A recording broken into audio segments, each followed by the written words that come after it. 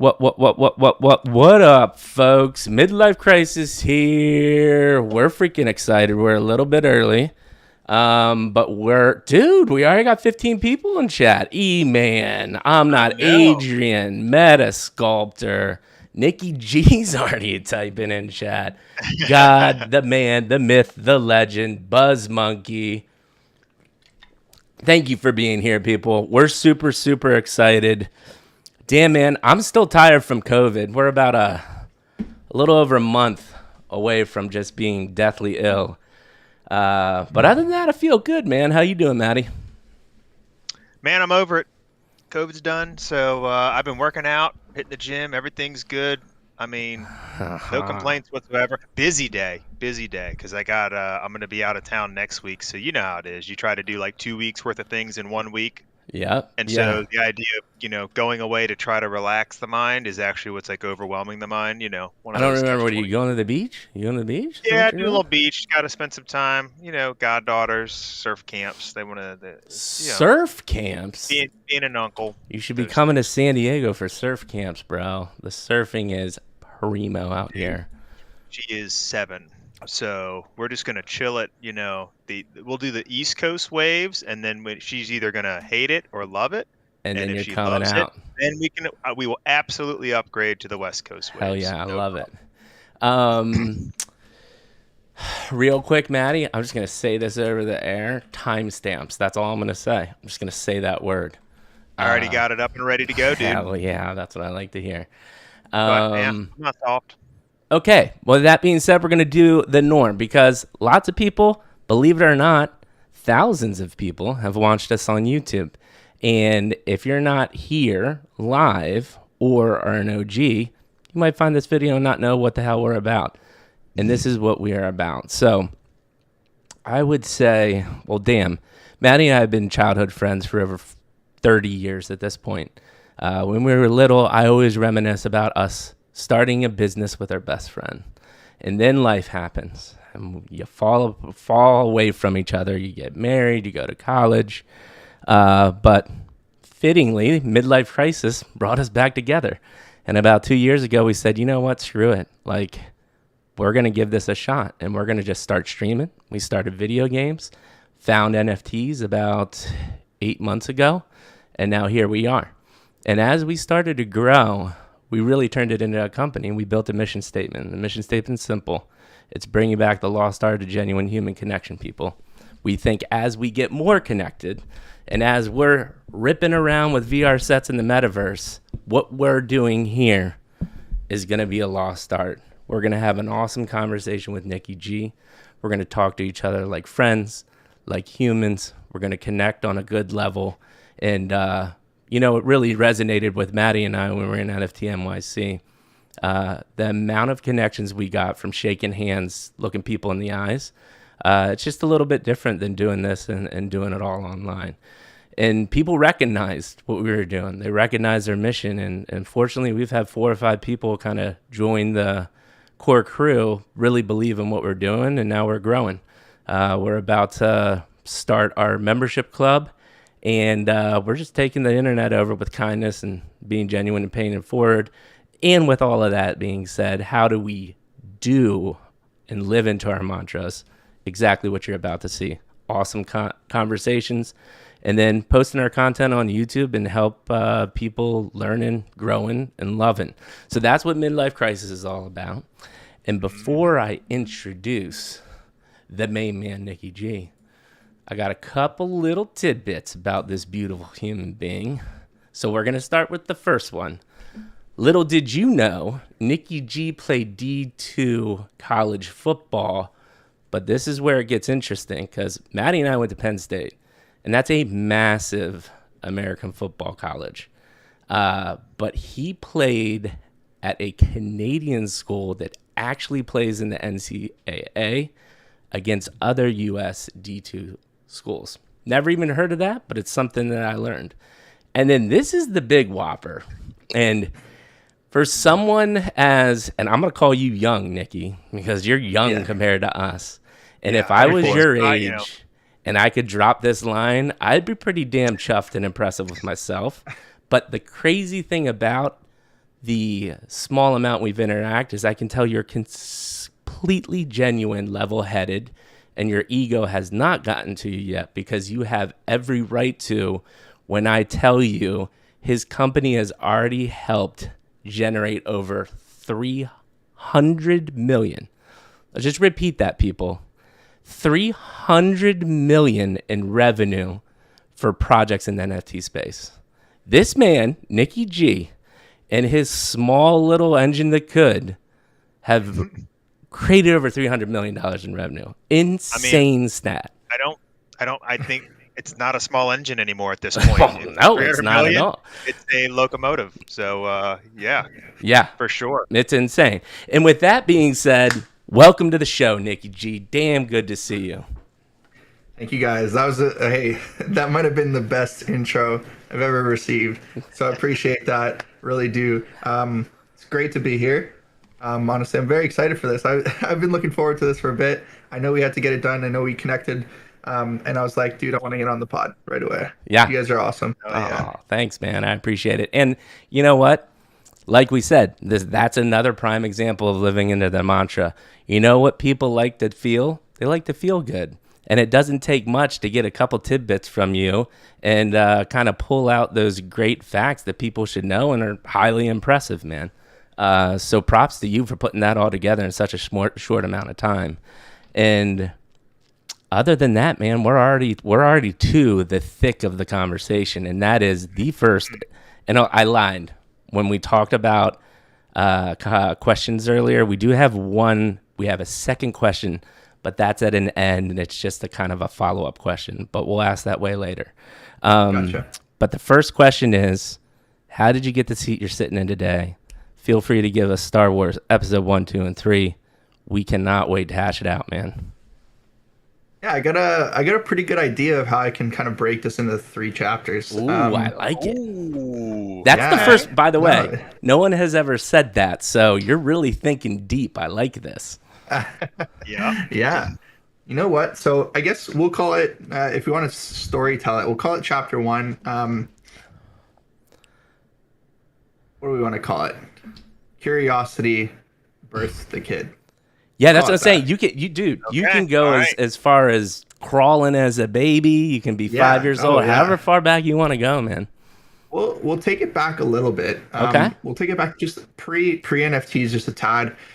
So in 2021 April, we'll go a little bit further back. 2021 January, I started my first job, officially job, for a marketing company, Web2 marketing company. I was a project manager. Did you get a marketing degree in college? I got a operations management degree in university. I graduated actually April 2021. Okay. I started this job in January 2021 because I actually networked with one of my professors who wanted to hire me. Yeah, put me immediately on their largest client they had to project manage a global company. Basically, it was very wild to be thrown into the fire like that, but within 6 months, the CEO of the company called me and said, Nick, I want to give you a promotion. I want you to run our web department. I want you to, run the entire web department and just take care of that. We're going to give you shares in the company. You're going to be a part of it. And to me, like, fresh out of university, like, dream. Yeah. Dream. Yeah. I was I'm like, I can't believe this. This is amazing. Right. And within 2 months of getting that promotion, I discovered these monkey pictures that people were buying and selling for thousands and thousands of dollars. The famous intro to NFTs, the Bored Ape Yacht Club. And you know what? From there, I was just down the rabbit hole. I was like, okay, I'm going to buy and sell these NFTs. I'm going to make a bunch of money. I have been making some good money. I have some stash aside for fun, whatever. I'm going to put that into NFTs. So I did. The very first project that I ever got into is called The Colony. Or The Colonists. A bunch of pictures of bears, dogs, monkeys, cats, all pixelated. The biggest mistake is it was a 25K collection. Whoa. I'm assuming they don't exist anymore, or do they? They do, very small. They do. The owner is still building that project. He never quit, which is great to see. But yeah, I bought and sold so many of those. I have a record of it, but like, that's besides the details. I made like minuscule profit from that project, which Right. is great because your first project, nobody rarely makes profits. I made a little bit of profit in my very first project because I was kind of like, it was like when you get to the poker table at a casino and you're kind of like shaking a little bit. You're like, Yeah. oh, fuck, like I don't want to throw like this much in. But, like, was very hasty with it, made a little bit of money, and then continued to move on. The important factor here is that I didn't just buy and sell these NFTs. I started to talk to people. So what I like to do when I'm entering something like an unknown territory is I like to really understand the people that are a part of it. What are they thinking? What are they doing? Who are they? So I started to connect with people and make groups of friends in this project and in a couple other projects. And I found myself with a good solid group of people that I would regularly talk to and about projects and whatnot. And I was thinking to myself, I'm like, damn, like I really don't want to be trading these NFTs. Like I feel like you don't make that much. Like maybe you get the one hit wonder where you hit something out of the park. But like I want to be on the side of the project. The projects they're making like this project just made $3 million in revenue or something like that. I'm like, I want to be on the side of a project and understand the inner workings of it. Yeah. Started telling people what I was doing. Lucky, because I always say this: right place, right time, a little bit of luck, and some Yes, I hard work. love to hear that because especially Yeah. when a successful person says pure blood, sweat, and tears, that's a lie. It's not. And honestly, if this never happened, I would not be in the seat I am today. This is the turning point. Right. So my older brother messaged me, Nick. Like I know somebody that is running their own NFT project, or like they're developing it. Good relationship with these people. Right. I'll introduce you to them if you want to work for a project. You said you were interested. I was like, sure, that'd be great. So had a call with them and they're like, hey, like, how's it going? I heard you're interested. Do you know anything about our project? I'm like, I'm just learning, but I've been in your community. They had 70 people. There's 70 people in their Discord. As I'm learning about it, but I love the artwork and the early creations and what you guys, are doing. His background was creating light shows for super huge festivals in like Europe, all over the place. Like he would travel with huge artists and creating their light shows and whatnot. Owned a company prior, so a good person, good experience behind them. And I was like, listen, I will volunteer my time for free. I want to be your community manager. I'll help you organize your Discord because I know how to work Discord. And I'll start reaching out to try and get people in your community, right? I want to be involved. All I ask is that you include me in conversations so that I can hear what's going on and understand what's happening. They said, absolutely, we'd love to. Right. First things first, I just fixed up the Discord, started to reach out to all these groups that I've connected with and said, guys, come join this project. Like, it's really cool. And it was a grind. At first, it was a grind Yeah. to get people to join. Because, like, you know what it's like now? Like, getting people to join, either follow a Twitter account or join a Discord that has, like, under 100 followers is, like, impossible. It's very hard. Impossible. Right? So, pretty much, I just continued to do that for, I don't know, a really long time. People started to join. People told other people, they started to join. And then I had the idea because I would watch a lot of YouTube. I'm like, I'm going to reach out to every single one of these guys that I watch. I'm going to somehow try and get connected to them. And I'm going to ask them if they are interested. Listen, this is the most important part. People always say, like, when they're pitching a project or something, like, hey, I'll give you whitelist and you cover my, my project on your YouTube channel, or you tweet about it and you do this. No, it's not the way you got to do it, right? People are, what's the word here? Greedy, Yeah. right? They're selfish, right? They want people to ask them questions about themselves. They want people to give them stuff without asking for things in return. So what I said was, when I was reaching out to these guys, I said, guys, let me pitch you this project. And if you're actually interested, we can do something, work something out where I get your community spots for the project and we'll do something. No strings attached. Just let me pitch it to you and let me tell you what they have in store, right? Because at this point, I'm super invested in this project, super like passionate about making this a success. And I ended up connecting to all these influencers and making deals with the communities, some big names, Brett Malinowski, Crypto Gorilla, Ryan D. Crypto. At the time, there was very few of them that were actually the YouTubers. Amir was one of them. all great dudes, and they all ended up helping out the project by talking about it on their channels because they actually genuinely were interested in the project. And then in return, their community got involved in the project by getting whitelist spots. Right. So real quick, I wanna pause there. So the point you're getting at is you think for the first time we're instead of just having this kind of like really transactional conversation of you pump this, I'll get you whitelist. It was more of a deeper like, hey, let me explain this to you. I don't even want to continue to talk unless you're bought in. Is that what you're saying? Exactly. Okay. We'll come back to this point in a little bit once I Okay. get to it. I think it's in probably in the next chapter. Okay. All right. We got multiple chapters. I'm excited, bro. Yeah. So like Great. going through this, was very interesting and it was cool. And I started to see the numbers grow. I was still very, very involved in the community, in the chats every single day, all day, running marble streams. I was actually, and this is a coin, like I promise you this, I was the first person to run marbles streams on for their community to give out whitelist spots to the community. And then it started to catch on. I ran it with NanoPass, with Absinthe and Ray, Yeah. right? And then everybody started to do it. Projects would actually reach out and say, "Hey, do you want to run a marble stream for our community for whitelist?" I'm like, Wow. absolutely. So like I was getting like 2,000, 3,000 people in my streams watching marbles. Right. Right. Right. Right. It was Yeah, awesome. we've seen some of So those. That's cool.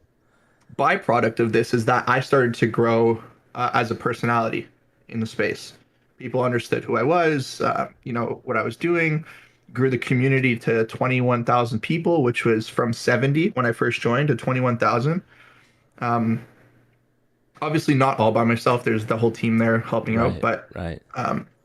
we sold out that project in under 15 minutes at 7,777 collection. There's the little Yeah. picture in the back there. You got it as a record. Remember the roots. Gotta Yep. remember Yeah, the roots. absolutely, man. You got to get that one printed. Yeah, so sold out the collection. It was great. I ended up moving on from that project. A bunch of people from the community followed me. They said, whatever you're involved in, we want to follow you. We want to be a part of. So wherever you go, we'll follow. Made my own Discord just to have these people in one place. And I started to work with the influencers. I'm like, developed relationships with them, kept talking to them. And I'm like, hey, how can I help you guys? Right? Like, I'll go to reach out to projects and get you whitelists. And that's it. And they're like, well, what do you want? I'm like, I don't want anything. I'm building a relationship. I'm showing you guys that I'm here to help you. So I did that. In return, obviously, like the projects, they threw me 5 or 10 extra spots. And then I would take one and raffle the rest to my community that I had started building, Right. which in turn gave me a larger following on Twitter, a larger presence in the space, notifying me as like someone who's an influencer all of a sudden. Right. Eventually got to 10,000 followers, which was crazy. Never thought that would happen. And then more and more people were reaching out like, hey, can you do what you're doing for these couple of guys for us too? I'm like, sure, why not? I ended up growing massive, not massive, but I reached over at my peak, reached over 100,000 followers, 120,000 followers, which is kind of wild. Yeah. Lots of bots. I know there Yeah. is a lot of bots on Twitter. Tons Fair. of bots. But yeah, it was just like everyone was asking me, like, Nicky, like, how can we pay you for doing all this work for us? And I said, guys, I don't want anything. Right. At first, I promise you, I told every single one of them, I said, I don't want your money. I'm not taking money from projects. I'm just doing this to help each other out. And I get a mutual benefit by taking a couple spots and giving it to my own community, Yeah. giving it to myself. Right. Right? Yeah. Yeah. That's how I was doing it. Right? Completely for free That's because literally how we have been doing it since day one as well. Exactly. So, yeah, I mean, that will get us close to the end. I guess if you want to include this in there, like as I grew myself up, I was able to start my own alpha group, my own community, sold an NFT pass, and now that is my trademark community, the G Babies. Shout out to all the G Babies in here. But that is my community now, and that's where I'll kind of kill off chapter 1. So I'll go because I have one off the tip of my tongue. I had one on the tip of my tongue, and now I'm forgetting. Oh yes. So the first collection that you helped sell out, Would you attribute building that Discord up to, I think you said 21,000 people, a majority of the influential, like, what I'm trying to get at is love to hear a couple, like, top 2-3 reasons what helped you be successful, you think, because you're really new at this point, right? Like, you haven't even run in, or you're starting to run marbles.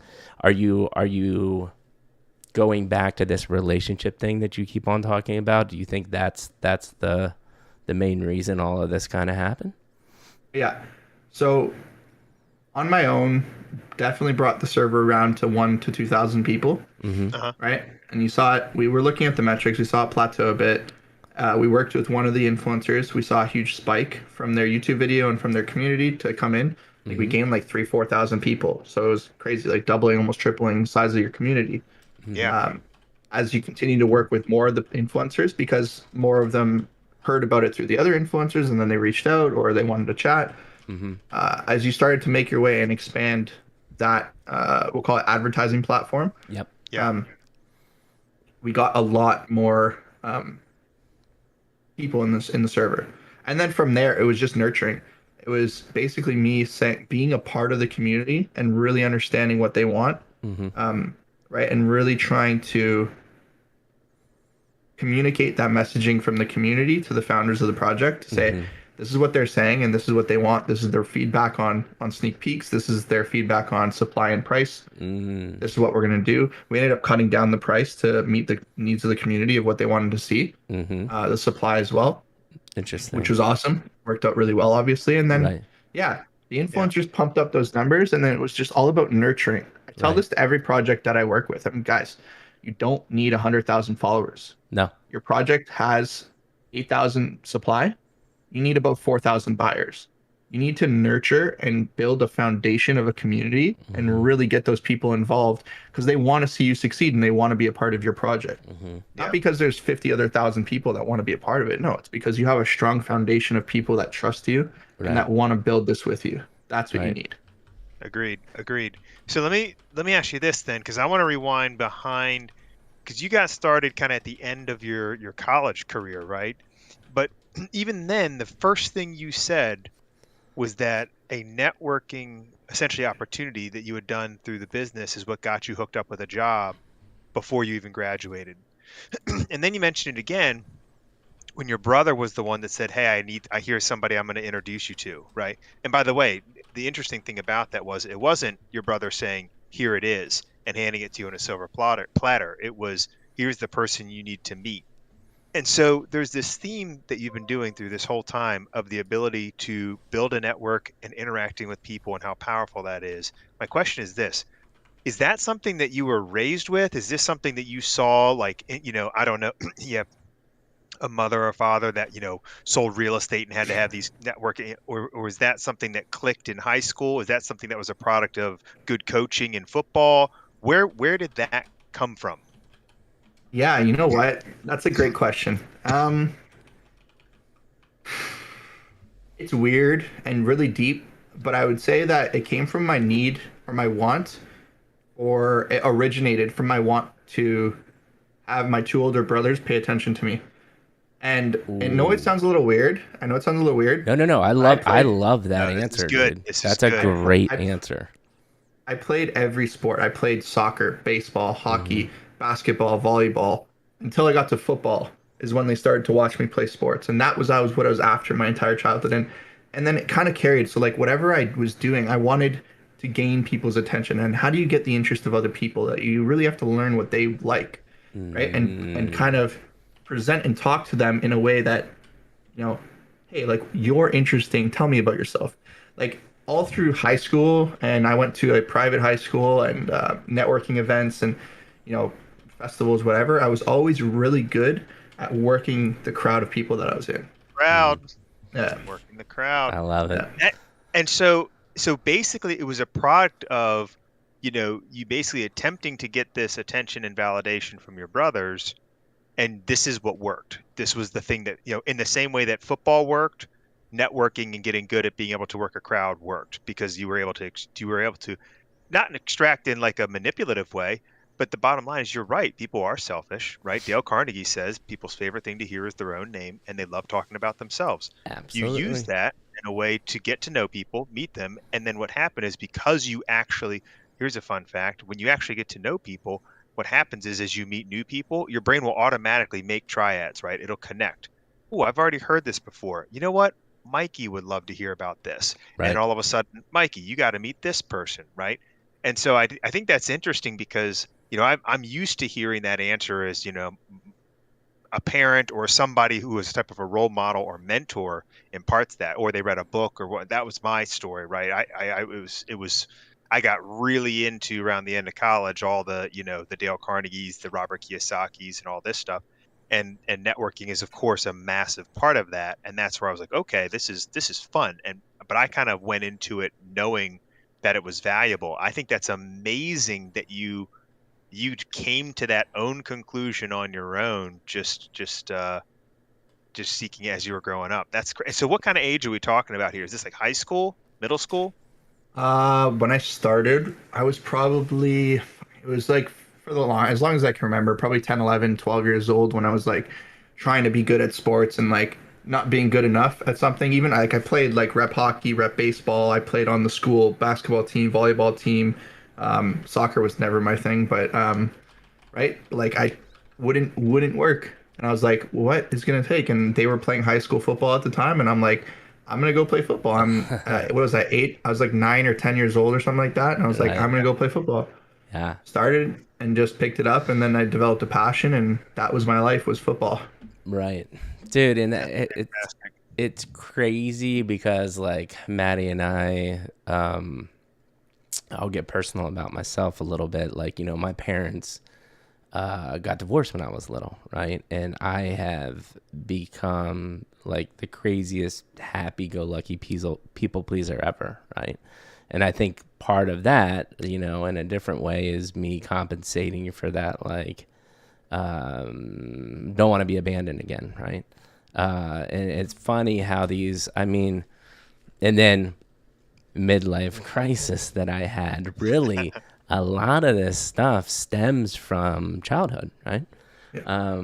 And it's just funny how it works in so many different forms for different people. But listen, you said that sounded weird, but I think that's one of the best answers we've got in a while. So I appreciate you being vulnerable and sharing that, man. And to that point, the reason it sounds weird is because people don't share what the actual answer is anymore, right? Hmm. We're so used to masking it with a filter or a tweet or whatever, and it's like the real answer is hard to get to because it's not always easy to say. Yep. And or Exactly. there's criticism that comes with it, or there's a fear of, like, oh, what is somebody going to think of me? But the thing is that most people are fighting through those type of things. And if people would just say it, we'd recognize, you're like, oh shit, well, other people deal with this. You know what I mean? Maybe I Yeah, should actually address some of these issues, and that's exactly. where like real good things start to happen. What were you going to say, Yeah. Nikki? I'll just say it's a great segue to like tell people like just like be okay talking to others about anything that you need to talk about. It's Right. easier to open up to people now that I know what affects me, or I know that, hey, like this is where I came from. I'm proud of it, or this is how I am the way I am, or this is my flaw. Like just Right. right. Yeah. There's a whole Yeah. Yeah. No, for stigma sure. around men and talking about Oh feelings or yeah. talking Yeah. about deeper things. There's So that just whole stigma as yeah, well too. I had yeah, um, there was a lot of unhappiness. If this makes sense to you, in my upbringing, there was a lot of unhappiness coded in fake happiness. So I had a very hard time dealing with just uncomfortable situations or people not being happy, right? Because I yeah, thought that was the default that people should be. And one of the things I respect about my wife the most was being able to help teach me to understand it. It's okay to want to tell somebody to fuck off, or it's okay to be angry, right? And you can be angry. It's not okay to be angry all the time, but like just dealing with those emotions and talking about them, like you said, it's so critical to being healthy, man.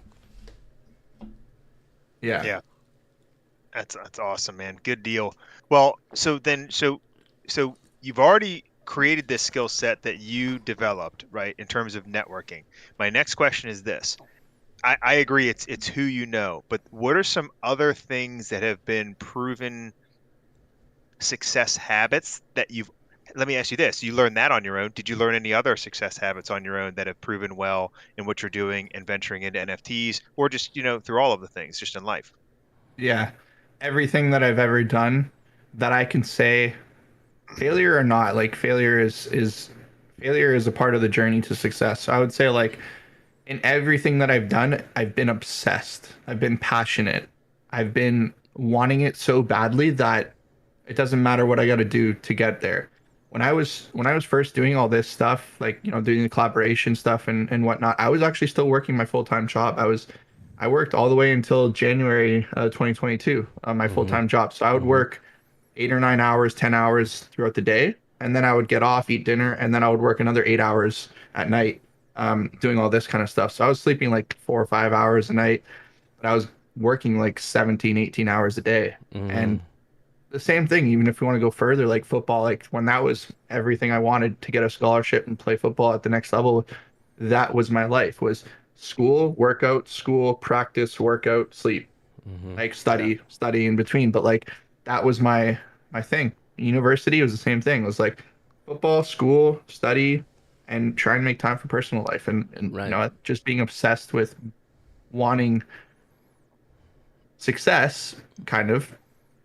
That was the kind of one thing that I kind of taught myself, that like I didn't know, it's a little double-edged sword, but when you want something so badly, you'll push yourself to do anything to get it, right? Yeah. Especially if you're passionate. If you're not passionate about what you're doing, then it's really hard to get, Yeah. to the next level. Yeah. Yeah. So we have this conversation a lot, and again, this comes in many forms. And now what's different here is I'm older, right? So I'm married, house, mortgage, all that stuff, right? So I need to work as much as you're working, but I also have to balance it more because I just have obligations that have built up, right? So I get what you're saying about like just working your bone, just working your tail off until you can't freaking stay awake anymore. What for you specifically? Because I say, even if you're working 18 hours a day, you have to find some balance or you're totally going to crush yourself, right? What do you do? Or what have you, whether it be a habit or something you do to decompress? Like, how do you get through that burnout? You're zen. Yeah, and you know what? Like multiple times in this journey, I found myself burnt out, Yep. but not. I would say down, but not out, kind of thing. Mm-hmm. Yeah. Burnt down, if you want to call it that. Mm-hmm. um, Smoldering. yeah.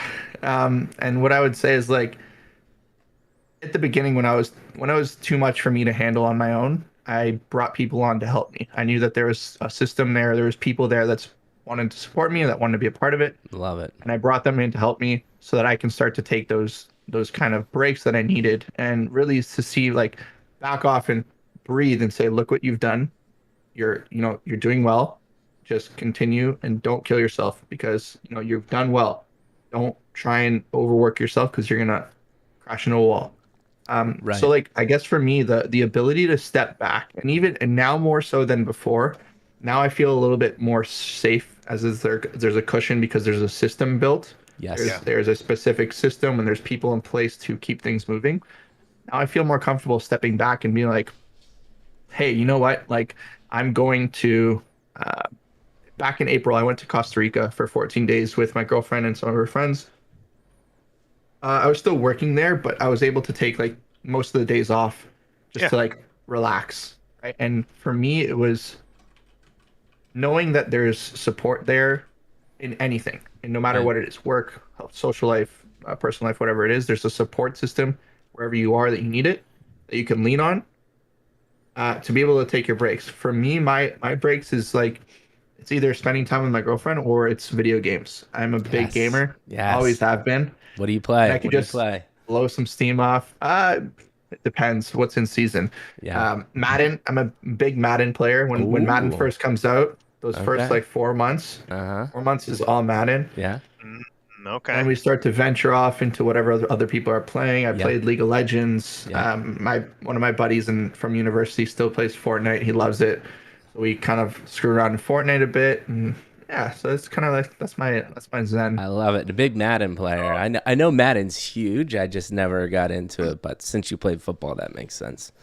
It does. Um, So one thing I think, so what you went over was essentially this work ethic, but then the lesson you really put in there, which I think is cool, is that, listen, like anything else, and what Mike's saying is that, all things have seasons, right? And so, a farmer has to be able to work very, very hard spring through summer with really no return, right?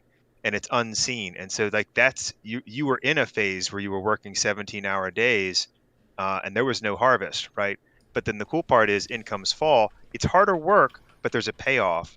And then to Mikey's point, whatever happens after that, that's Oktoberfest, right? Now we can celebrate, and there's a winter where you can kind of recharge. And I just think that it's just important for people to know that that process is always going to be the case, right? You're going to have to put in work and nobody's going to see any results. But if you keep doing that and stay steady, there will be a harvest. But after that, it's okay to relax and go to, take a 14-day vacation and enjoy it, take a breath of fresh air. So I just Yeah. think that there's a balance that's really important. And, it's just something that's also not really discussed because, you follow these success counts and it's like it makes you seem like you have to be in the grind every day, all day. And don't get me wrong, work ethic is important, but it just can't be everything. And Yeah. I think maybe that's where when Mike gets upset when people say there's no luck involved.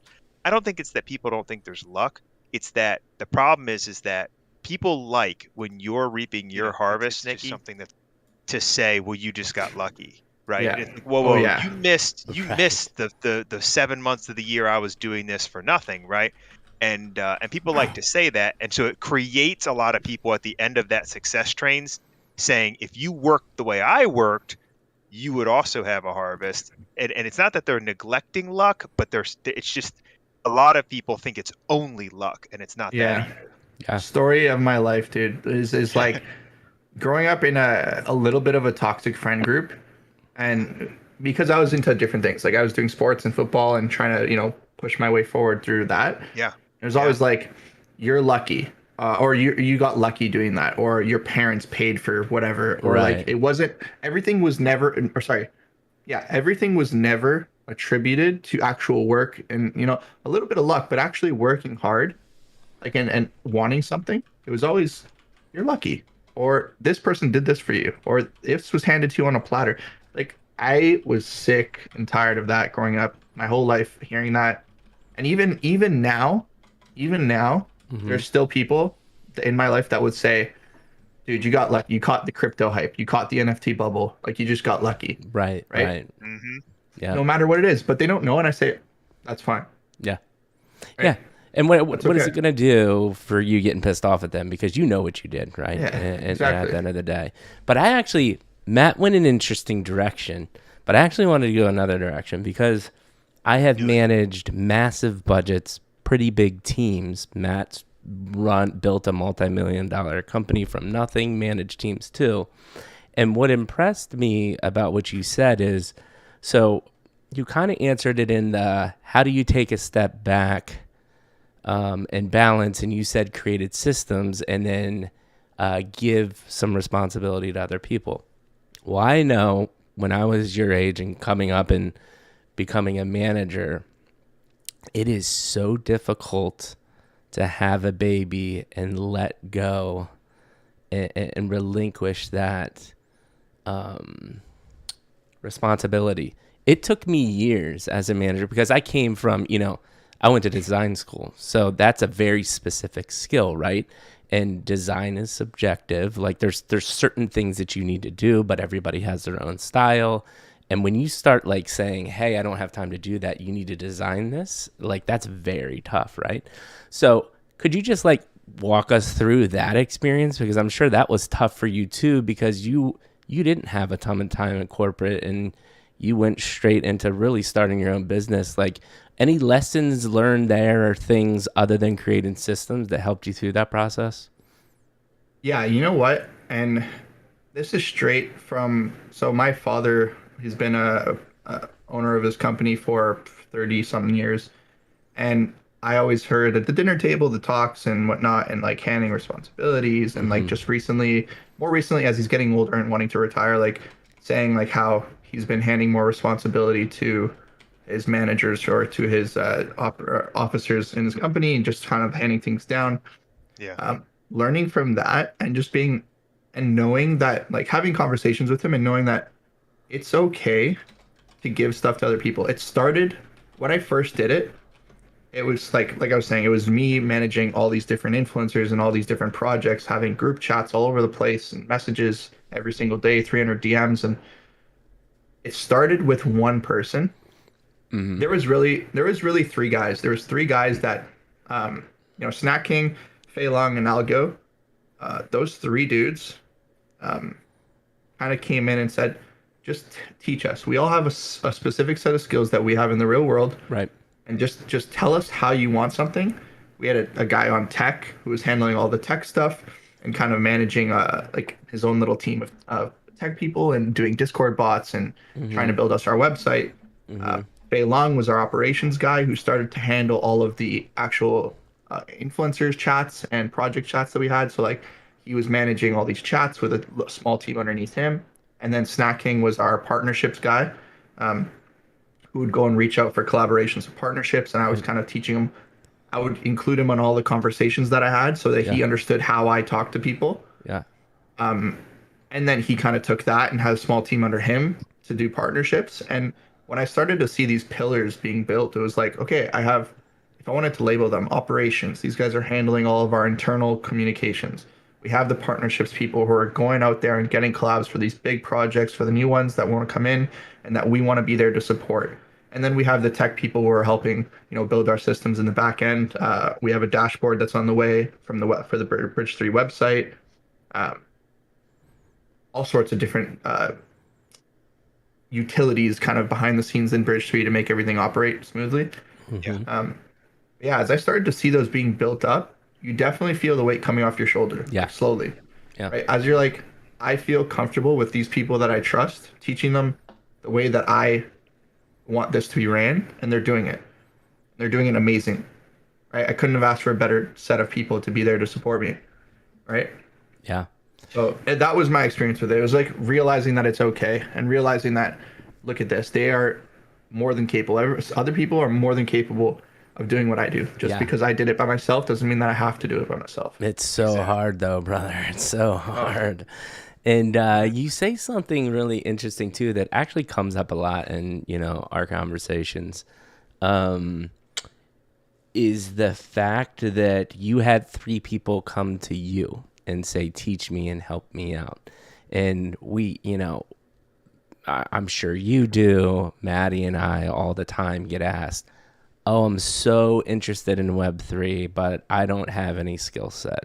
And what should I be doing? And the answer is, surprisingly, go to somebody that you like, that you're interested in, and say, I will help for free. Tell me what I can do. And what are your thoughts about that? I want to call something out right now because exactly what you just said. Guy in your chat right now, Mr. Sean Hum.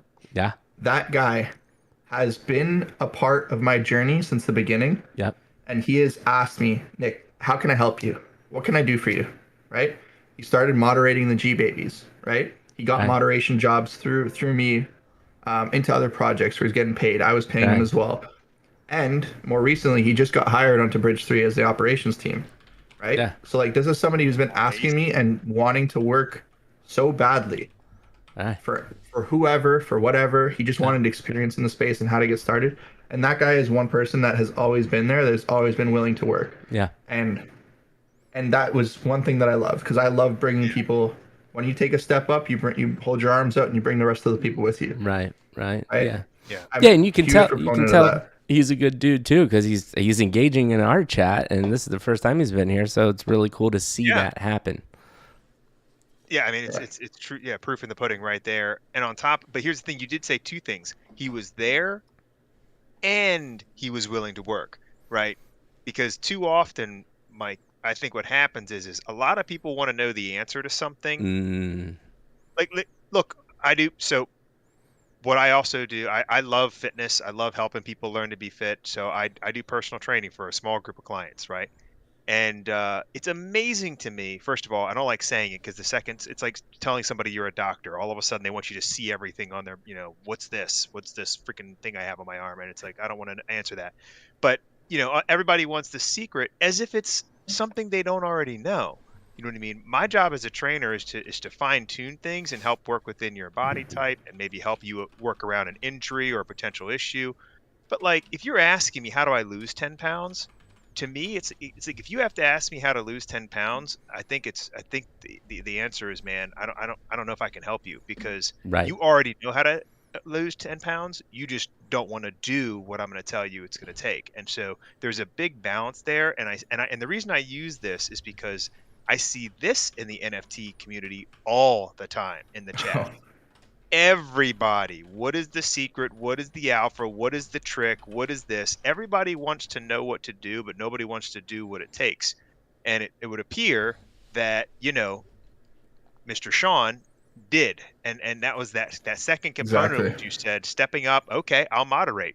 That's how Mikey did it. You know what I mean? And, Yep. Mikey watched, he observed, and then all of a sudden he said, I can do this. Started getting moderation jobs in projects. And then that's what led to each opportunity that he was able to step on. But Mm-hmm. it's like, That's make no exactly it. mistake, I was there Yeah. listening all the time. The dude was working. You know what I mean? Yeah. I mean, Yeah. I thought Kim was going to kick him out of the house. You know what I mean? And so it's like Dude, my he wife was was not definitely hustling. happy. But You my know, point is like that's the component people like to Right. miss. Right. It took like exactly. hours and hours and hours, that he was putting into that. And I think that that's an important component that people just need to understand. Do the work. Exactly. That's what it Yeah. is.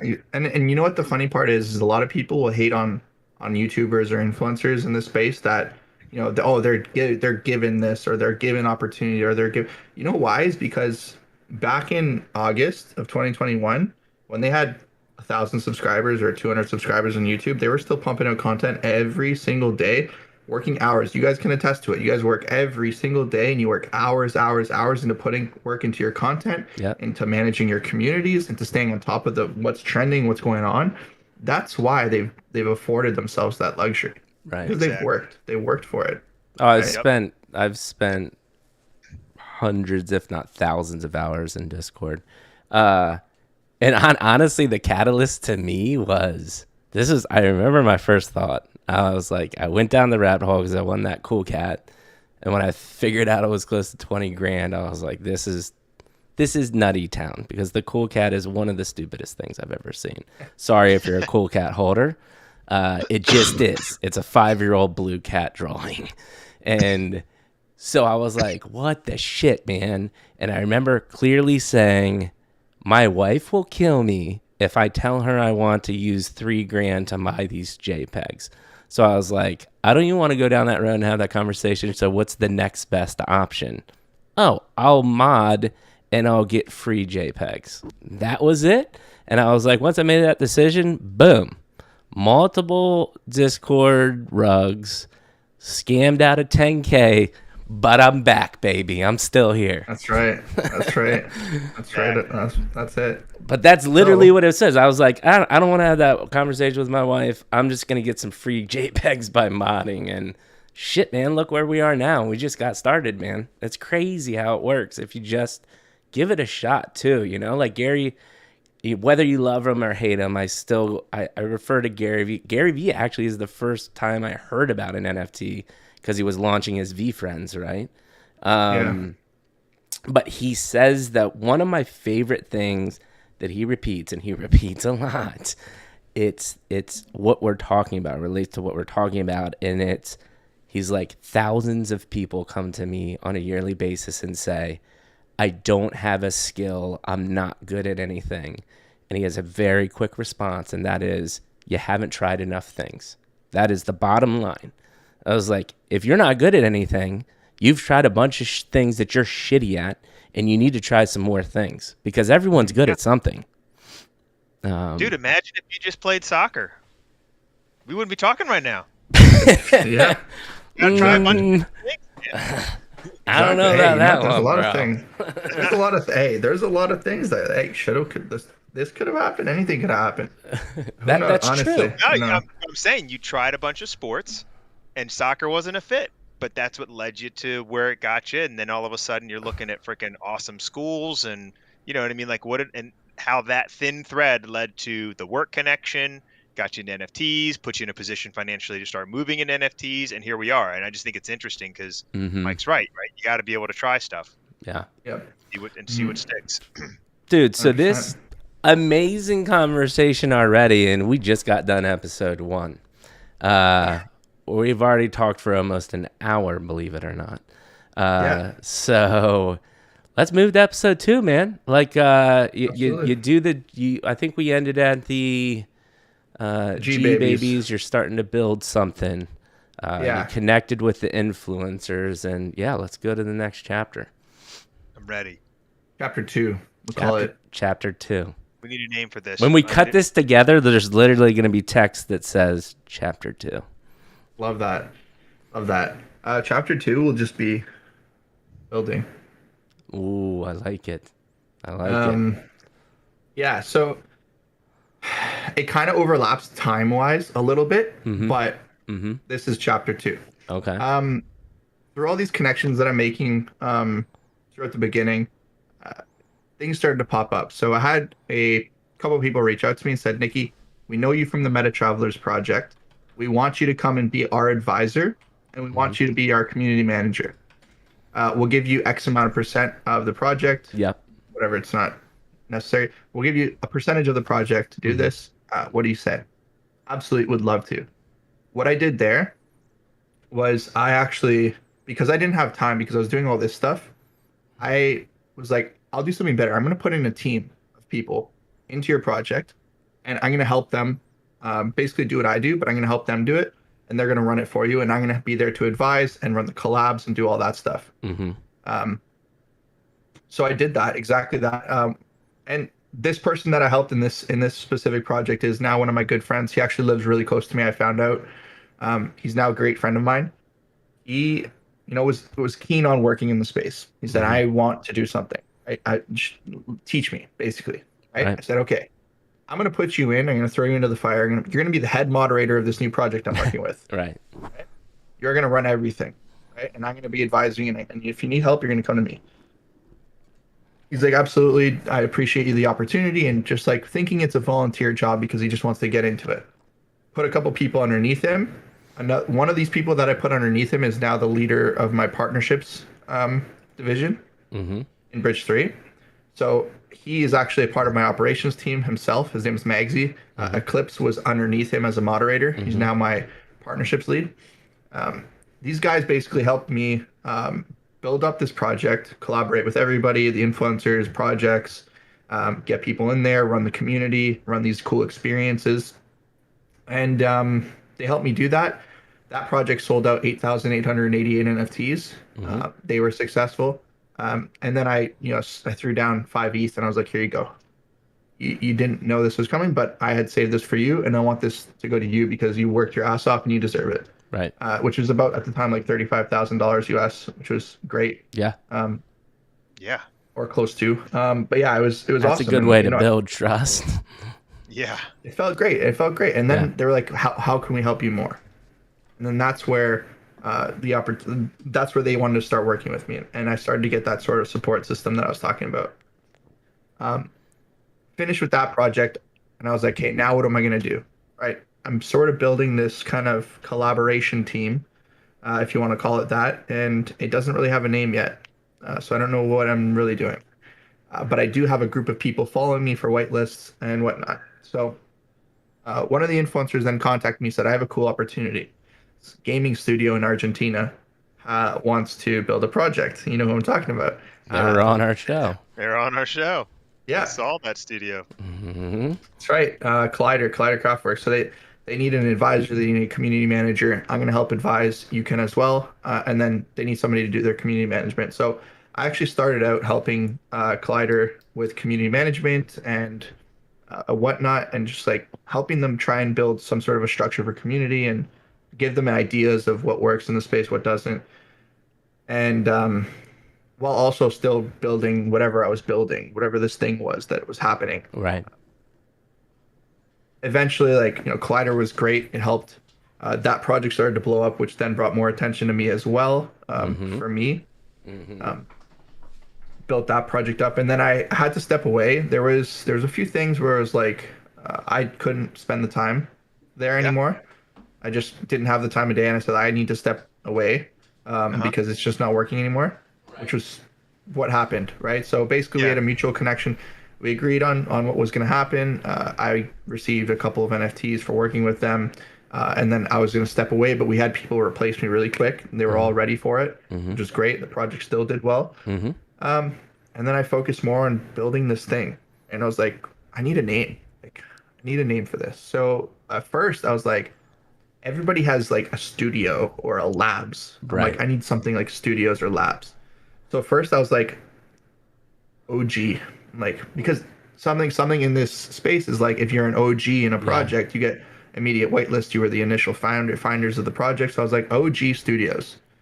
Like, and then if people ask me what it is, I can just say it means original Grossi because my last name's Grossi. Be like, original Grossi Studios. So I was like, OG Studios. That has a nice ring to it. I was like, sure. So I started to build this OG Studios thing and put people around me that would try to help me expand and increase our bandwidth for taking projects on, and we did that. We continue to do that, and then not too far. It wasn't too far along when I started to run into the issue of like, okay, if I really want to like help companies enter this space, because I have all these weird connections, and if I really want to help brands and companies enter this space, how am I going to explain OG Studios to like Yes. corporate to a corporate entity? I'm like, all right, so maybe that's not the best name. And I sat down with my two older brothers. I was like, they're like, what are you trying to do? Right? It has to be simple. It has to be something that's going to come to the top of someone's mind when they think of what you do. Right? My two older brothers also own a very successful company as well. Short name. It's really cool. And they're like, what do you do? I'm like, well, what am I trying to do? I'm trying to help bridge the gap between Web 2 and Web 3. It's what everybody says. It's what everybody wants to do. But I was like, that is basically what I'm doing. Like, in the broadest term, we're helping bridge the gap between Web 2 and Web 3. And I started thinking, I'm like, what's cool? And then Bridge 3 came out, right? Bridge 3. What are we doing? We're bridging the gap between Web 2 and Web 3. Very simple, very easy to do. It's like, all right, Bridge 3 it is. And then, Incorporated company was born. We had a graphic designer that was from my community, started working with us, make the logo, make all of our graphics. If you scroll through the Bridge 3 Twitter or the G Baby Twitter, this graphic designer did all of that. Just came out of the blue. They were just a part of the community and wanted to help out. And and then from there, Bridge 3 was born, and we started managing all sorts of influencers and different projects that wanted to be on the roster because they wanted us to help them do collabs. More projects coming to us for advising, more projects coming to us for the collaboration work, all sorts of stuff, right? Like helping projects grow from zero, and then like starting to hear people come to us and like, we heard of you, we heard about your company, Yeah. right? People connecting with me on LinkedIn. I was like, that's crazy. Like people following the Bridge 3 account on LinkedIn and trying to connect, and that's where everything was built. This whole phase, this whole chapter was just about taking what was there and building into something solid, foundation of what I was doing. And what's the time frame that you're calling this period? Like how long is this taking to go from the OG Studios to Bridge 3? OG Studios was, I want to say November. That's insane, man. No. You know what? The very first message that I ever sent in my Discord was December 22nd, I think.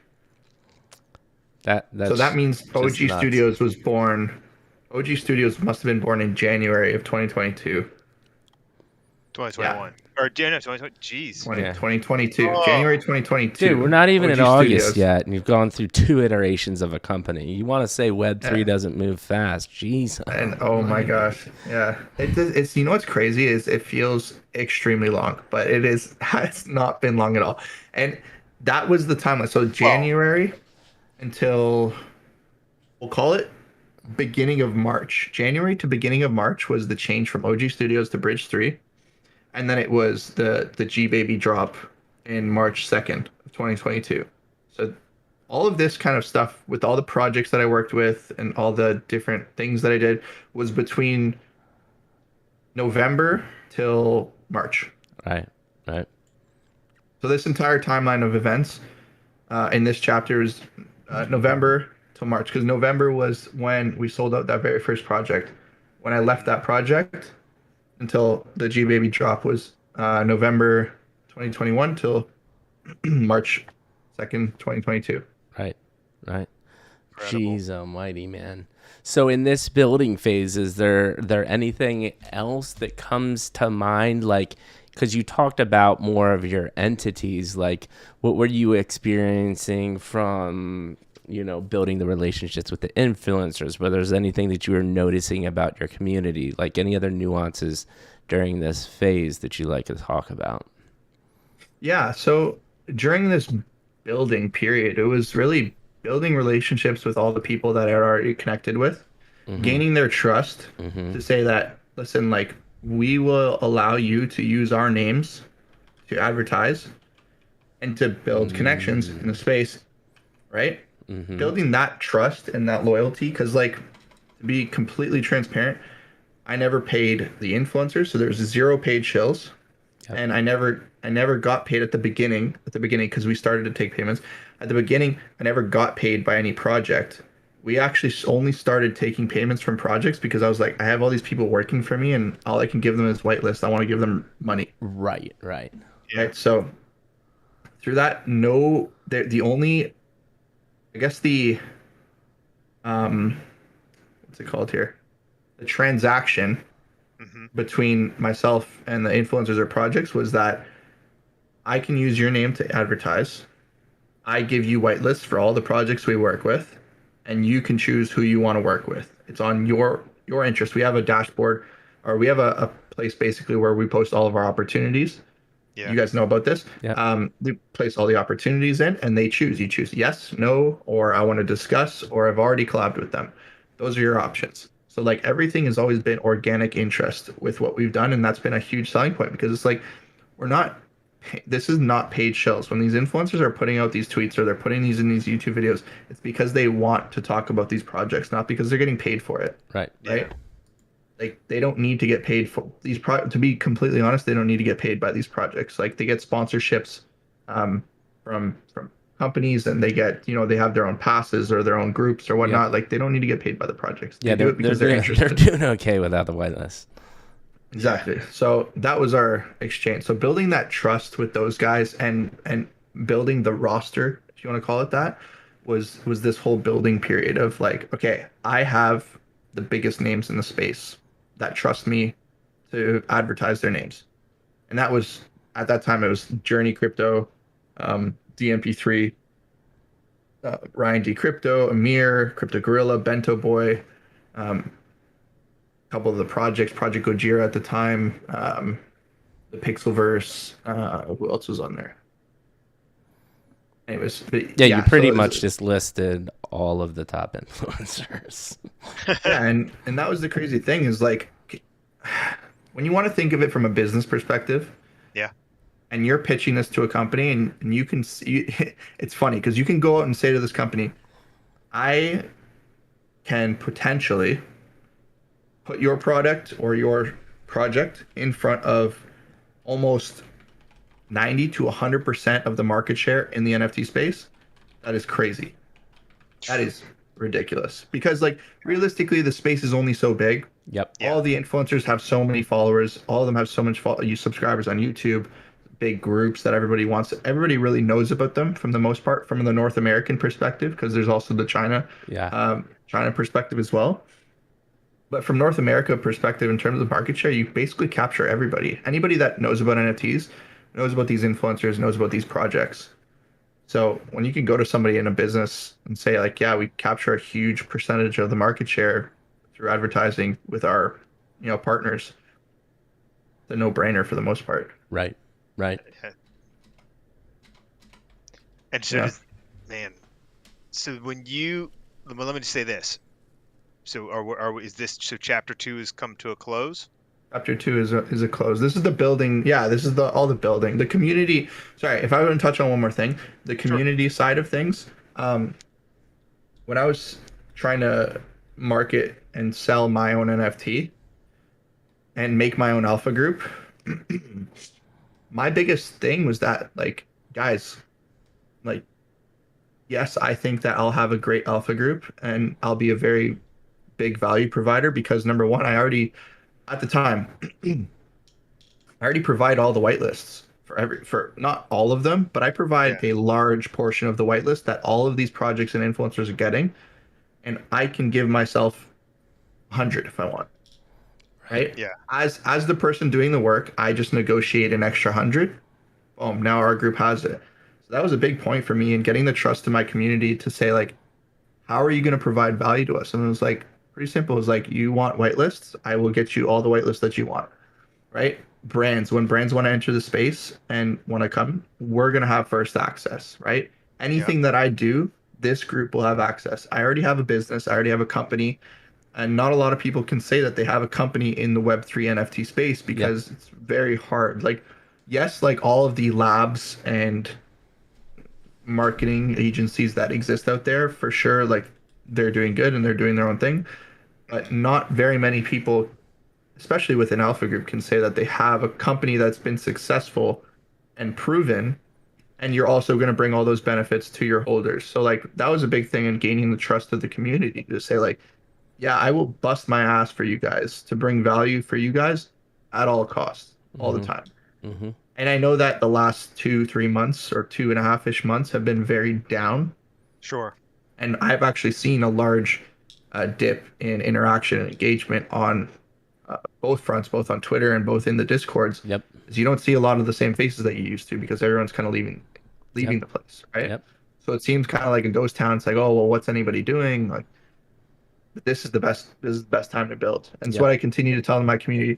I'm not one to go and post on Twitter about everything that I'm building or everything I'm working on because I don't really like to go out there and tell people before something's done. I want to come in with a splash. I want to be off the diving board, cannonball onto the center of the pool and splash everybody. That's what I want to do when I'm done with a product or a service or something that I'm doing. That's what I want to do. That's why I'm kind of more quiet to my community in terms of what I'm doing. Right. But yeah, building loyalty and trust within the community was a huge factor. I actually never put out a single tweet about the G Babies Mint. It was all within the Discord. Yeah, and I think that's the right way to do it. Is you have to build a community. Let me ask you this, or this might be better for phase 3. Because I'm at phase 3 interested. But one thing that I wanted to point out is when you're saying like you don't like to share, I also do think, and whether you did meant to do this or not, but it inadvertently happens when you don't share a lot, is that you create a sense of mystery, and people like that. So not, and I mean, this is etched in my mind. So you remember the project Antonym, right? Yep. So we had them on our show. Amazing guy. Super sharp, just down to earth, awesome dude, right? And we've talked, we've kept in touch. We've talked a couple of times, and I said, bro, rewind in time, what do you think?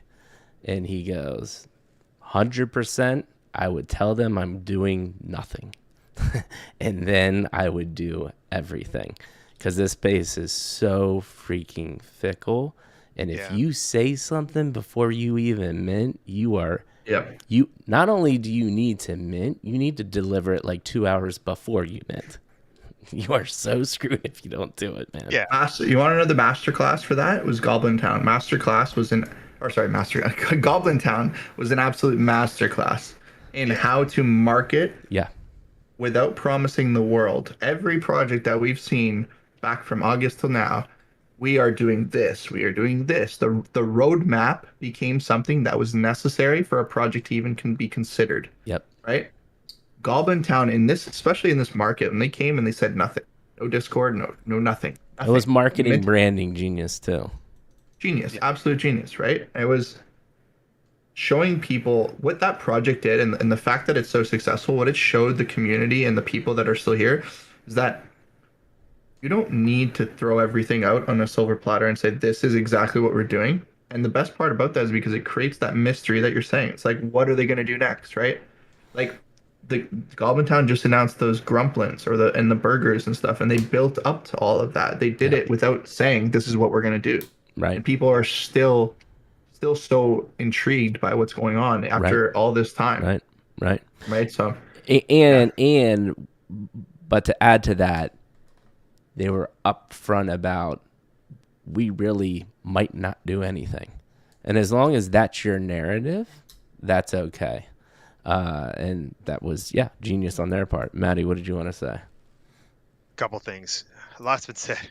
I agree with you, Mike. Mystery's huge. The bottom line is the unknown is always attractive because it's unknown, right? And so less is more, right? And that's just we've all met someone who overshares, and it's But then there's that person who's like just says enough and then stays quiet, and you're like, ooh, I want to know what that story is, right? It pulls us to them, and so it's just the nature of the way things are. I want to go back to your little diving board analogy there. You said you want to jump off, do the cannonball in the middle of everybody and make a splash. I would put forth this. I think you just have to jump. I think too many places don't do anything. I mean, for Mike and I, we didn't land in some beautiful cannonball, or we didn't have some like no splash dive. And in fact, it was probably pretty messy, and we probably belly flopped, but we got everybody wet. That's for dang sure. You know what I mean? And so, I think both can occur. But again, it's a failure to launch, right? There's just so many people that won't move. Right. And so my question to you about the building phase or chapter 2 building is we haven't gotten to phase 3, but I feel like the building phase is one of the most exciting times in a business. Having started businesses, that's where like, man, dude, I don't even care that I'm working 100-hour weeks because it's just you love it. It's freaking awesome. It's fun. Things are happening. There's new freaking amazing things swirling around. I just wanted to, is that how you felt about it? Was that like, because it was happened so fast. I mean, you're talking December to March. I mean, even November, fine, to March. That's a short window of time.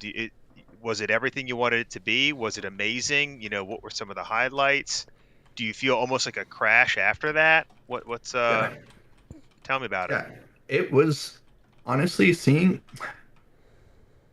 it's hard to put into words because being so young and being so kind of, I don't want to call it inexperienced, but like having a limited experience in the work world and seeing this like utopian kind of version of life happen before my eyes is just not, it was very hard to actually grasp what I did. Like what is going on? Like what is actually happening right now? That was very, very hard to grasp. And it really took like a step back. And like my 2 older brothers run a very, very successful tech company.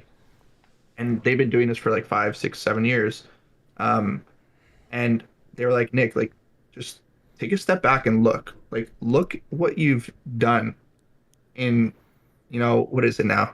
8 or 9 months or something like that. Like it is an incredible feat to be able to do that, especially at 24 when you don't really know that much. Like seeing it all happen in front of me, it was just like so fast and like everything's building so fast. And like, it was such a big climb up to like when we hit this bear market and everything started to slow down, I'm like, what am I doing wrong?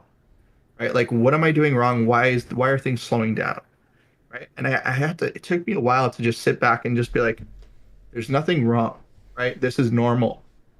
That extremely big build up was not normal. It was an abnormal like event for you to build up that fast and that quick. But if I can like what's the word here?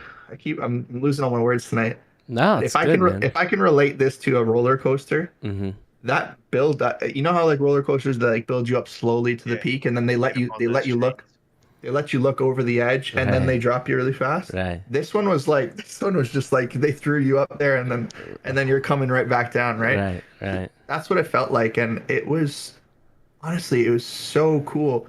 I don't think I can, regardless whatever happens with the Web3 space, NFT space, Bridge 3, G Babies, myself. I don't think I'll ever work for somebody again because I love the grind and I love Yep. building something that is meaningful to you and to a specific niche.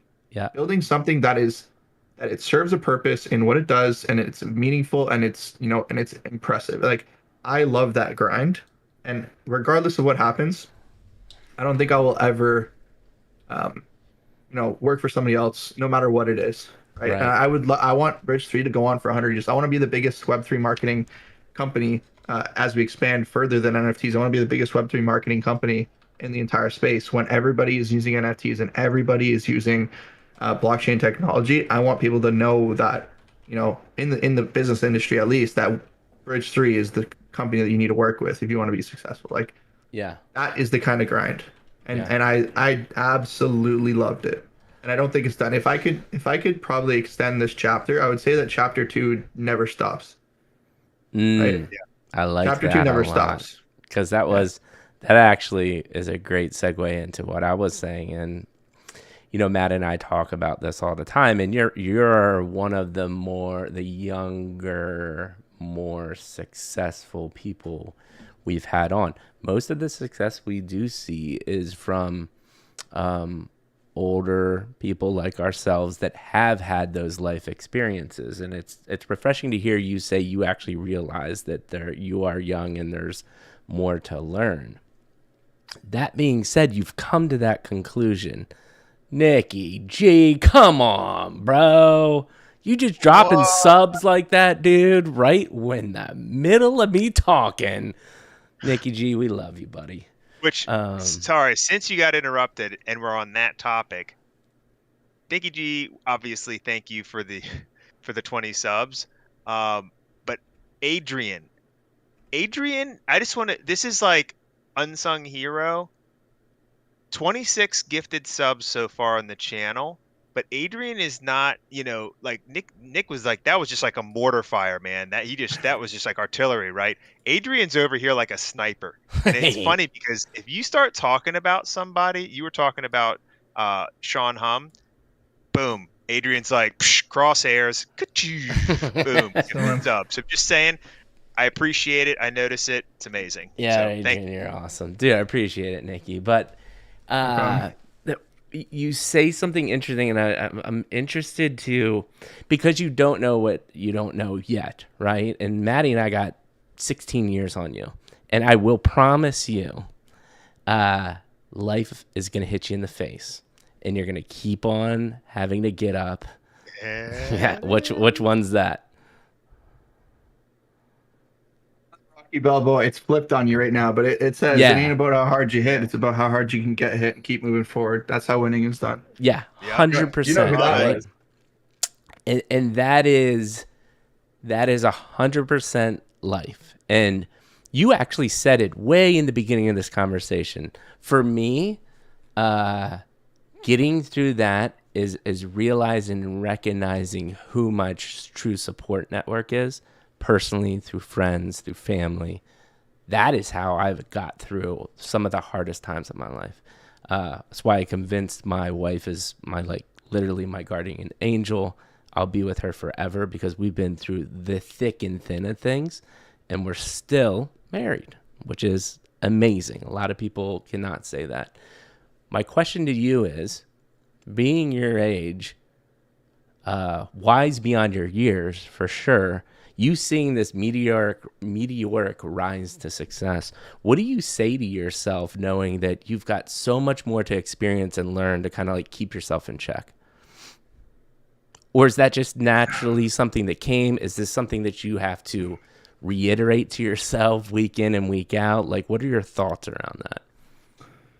I don't acknowledge myself as extremely uber successful or anything. Honestly, I Mm, money aside, success, whatever you want to define success as, like aside, like I don't think I ever thought that I've hit something, right? I'm like, you know, it feels great. It does, right? To be able to afford yourself luxuries and like do things like, I paid for my girlfriend's trip to Costa Rica, and I paid for one of her friends as well. And just like it's not about like it was never about money.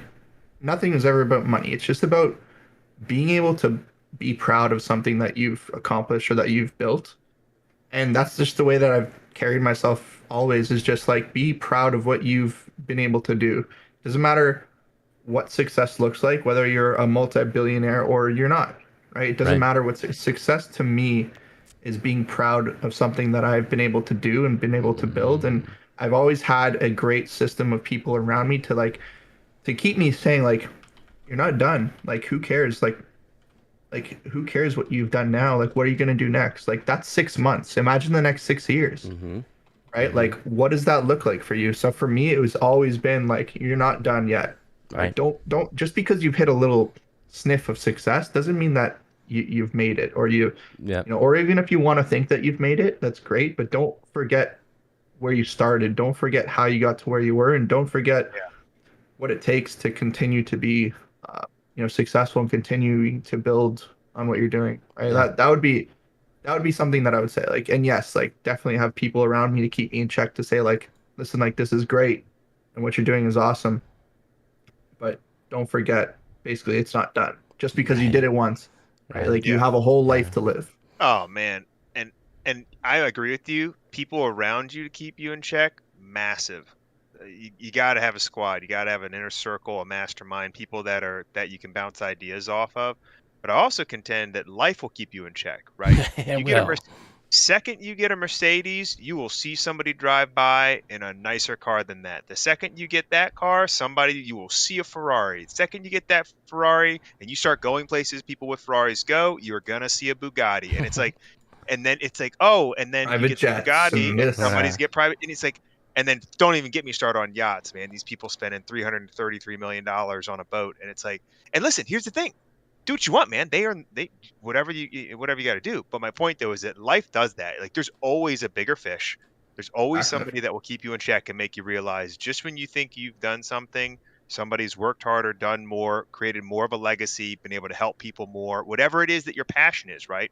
Because it's not, I use monetary things because it's easy for us to wrap our brain around, but it could be a charity, right? The second you think, man, we raised $10,000 for Toys for Tots, then all of a sudden Yeah. somebody else raised $1 million to help feed kids in, it's like there's always a bigger fish, and it keeps you Yeah. grinding if you have that attitude that I want to be the best. You know what? And that's perfect because I always thought about that. I always thought about like, okay, but somebody else did that. So like I came from a small town. So for me, first to go from a small town and get a football scholarship to a private high school, right? To first do that, and I was like, dude, I like look at that. Like people, they recognize my work. They brought me in here, my town. Like people know, they've heard. I'd left the town to go play high school football somewhere else. Like I've been paid for it, whatever. And then I got there and I was like, wait, there's a class of like 10 other athletes that they just brought in, and they're all really good, and they're all from small towns. So I'm like, shit, Yeah. like, all right, now I got to be the starter, and now I got to go get a scholarship, right? So I was in my class, I was one of like 5 kids that got a scholarship to move on out of the senior small group of seniors, but like one of 5 kids to get a scholarship and move on to the next level. And then I got to Yeah. the next level, and there was a class of 30, 40 kids coming in. Right. And I'm like, well, they've all done the same thing. Now Right. that there's a starter on our team who's an all conference pro, and he went to an NFL mini camp. He went to the Reese's piece, the Reese's what's it called there? The bowl, the Senior Yeah. Bowl. Yeah. Oh He yeah, went the to the Senior Senior Bowl. Bowl. Yeah, yeah, yeah. Right. He went to the Senior Bowl. He went to the Canadian Professional Football League. Like, and I was like, shit, like now we're getting to the part where it's like, all right, it's getting hard. It's getting Yeah, hard to keep yeah. topping people. Yeah. And But then I was like, what's next, right? yeah, what's next? I mean, I think one of the famous conversation, I'm sure you guys have heard about it, man, when LeBron James called Michael Jordan. You know what I mean? It's like LeBron James is not poor. You know what I'm saying? not poor at all. And what he's been able to accomplish, I mean, it's unbelievable. For that dude to still humble himself and then call Michael Jordan and he's like, listen, this isn't about rings, this isn't about basketball. I want to know how you do what you do and how you've gotten to where you've gotten, because Jordan is a billionaire. You know what I'm saying? Jordan owns basketball franchise, whole clubs, and I mean, dude, his portfolio is ridiculous, And so it's just kind of interesting because then, so who does Jordan hang around, And it's funny because then all of a sudden you see Jordan hanging around with Warren Buffett, and you're like, ooh, okay, there is still a bigger fish. You know what I'm saying? Right. And it's just like, it's really cool to see that attitude though explains why LeBron got where he got. Do you know what I'm saying? And it's interesting because I think the final phase, if we're going to have a last chapter in a book, and none of us are there yet, is, what are we doing for the next generation, right? And I think like what LeBron or Shaq or a lot of these guys, are doing for their kids is pretty freaking amazing, because they've set the ground now and set a stage where it's like, okay, you're going to be able to go even farther. And so I don't know, that's a little off topic, but man, there's always a bigger fish. And Yeah. even the big fish are chasing the sharks. Like it really is a thing that it just that's a habit that has to be created. So Yeah, it's and good. so I want to add a slightly different angle, because that is really, we're talking a lot about monetary things, right? And I know we're doing it because it's easy to understand, but when you said, Nikki, what came to my mind is that you constantly wanted to bigger and better things and keep on growing. It's mind blowing to me because at 24, I thought getting rich and sitting on a beach was the answer, right? But it took me a long time to get to the point where, like, if I got there tomorrow, I'd be bored as shit, right? And so the other thing I just wanted to add to this whole conversation, and what has really resonated and worked for me, is not chasing the next bigger thing, but the constant, undying pursuit of learning. Because as you continue to learn through your experiences, it will constantly keep you on your toes till the day you die, of shifting priorities, continuing to be able to chase that next thing, and not necessarily the bigger thing or somebody bigger. It could be a totally different path, and that's what's so cool about learning, right? And when Maddie and I built our company, we made sure that our statement went across industries, because we know that NFTs is our catalyst. Listen, man, we streamed for 2 years and had 150 followers playing Elder Scrolls Online. Did we want that to be our big dream and payoff? Yes. Did it work out? No. But now we're here because I found NFTs and we went down this NFT rabbit hole, and now we have thousands of followers in, a fraction of that time. But genuine connection can go across many different ways, and we're going to be able to learn so many new things, whether we go into, I don't know, real estate, mentorship, leadership, and general, right? So I just wanted to add that kind of statement in there, and more something for you to chew on as well, because it's something I think about a lot. Yeah. Amazing. All right, so we talked chapter 2. We established it's one of our favorite chapters. The building phase is a fantastic phase. Great chapter. And you said it really great, Nikki, in that the building phase really doesn't actually end, right? Because there'll also be more building phases. You're going to have more things. This isn't the only, there's going to be more things. So you're going to be able to enjoy that. But in our story today, how do we move into chapter 3? So I really wanted to set this up this way, because chapter 1 was learning, getting into it, and understanding, and kind of setting the roadblocks to what I wanted to be success. And then number 2 was how I then nurtured what I had and continued to grow on what I had and build it to something that where it is today. And if you like followed along in the timeline, chapter 2 ended where we are right now, right? A little bit of a down market. Things are slowing down. Yep. Understand that that's okay. Chapter 3 is title is to be continued. Chapter 3 is being written, and chapter 3 goes on. And I think for me, it's important to set goals. Like this is the chapter where I'm now setting goals for myself, right? Like I told you guys a little piece of alpha, Yeah. a couple pieces of alpha before we We'll tell started. everybody right now. Just kidding. A couple pieces of alpha before we started, of things that like I'm interested in or things that I want to go after, and it's setting these goals now to try and achieve and try and push myself to do things, you know, that I would like to do or that I would see myself doing. And that's what this chapter is all about. It's all about like realizing and appreciating what you've done, but now setting the bar higher. Now setting the bar, how can I do it one better? And that's not saying building new things and Bridge 3's done and I'm whatever with it or the G babies. No. It's just setting new goals and things that you want to be a part of and things that you want to do and elevate, right? Right. So how can I elevate my current experience to take it to that next step and to set goals for myself to be, proud of myself in another 6 months when I look back and say, damn, like this is where we are right now. Like, wow. Yeah. Like, that's what this kind of to be continued chapter entails is just like how do you what's the next step? How do you take that next step? How do you even realize where the next step is? And that's just you just have to for me it's basically been throughout this down market, it's been what do I really want to do in Web3? Like, what impact do I want to make? Because right now it's good. I am absolutely helping projects, I'm helping people, I'm helping groups like yourselves. But what else do I want to leave an impact on the space? And how else can I improve the space for other people? Maybe people that aren't even in it yet. You know what I mean? Like, what are my next steps and how can I continue to grow on what I have already, basically? Right. And I know it's a lot shorter than the previous two, but this is how I wanted to set up the three because like now it's leaving us to, like what are your like what are the goals, right? Like what is next? Right? And like I said before with the mystery thing, I don't like to tell everybody what I'm working on, and I won't tell people what I'm working on, but I'm working on some really cool things, and I think that some people in the chat from that community know a little bit about them because they might be on the inner circle, but come on, there's got to be something for your boys at midlife that's just a sliver of something that you can say.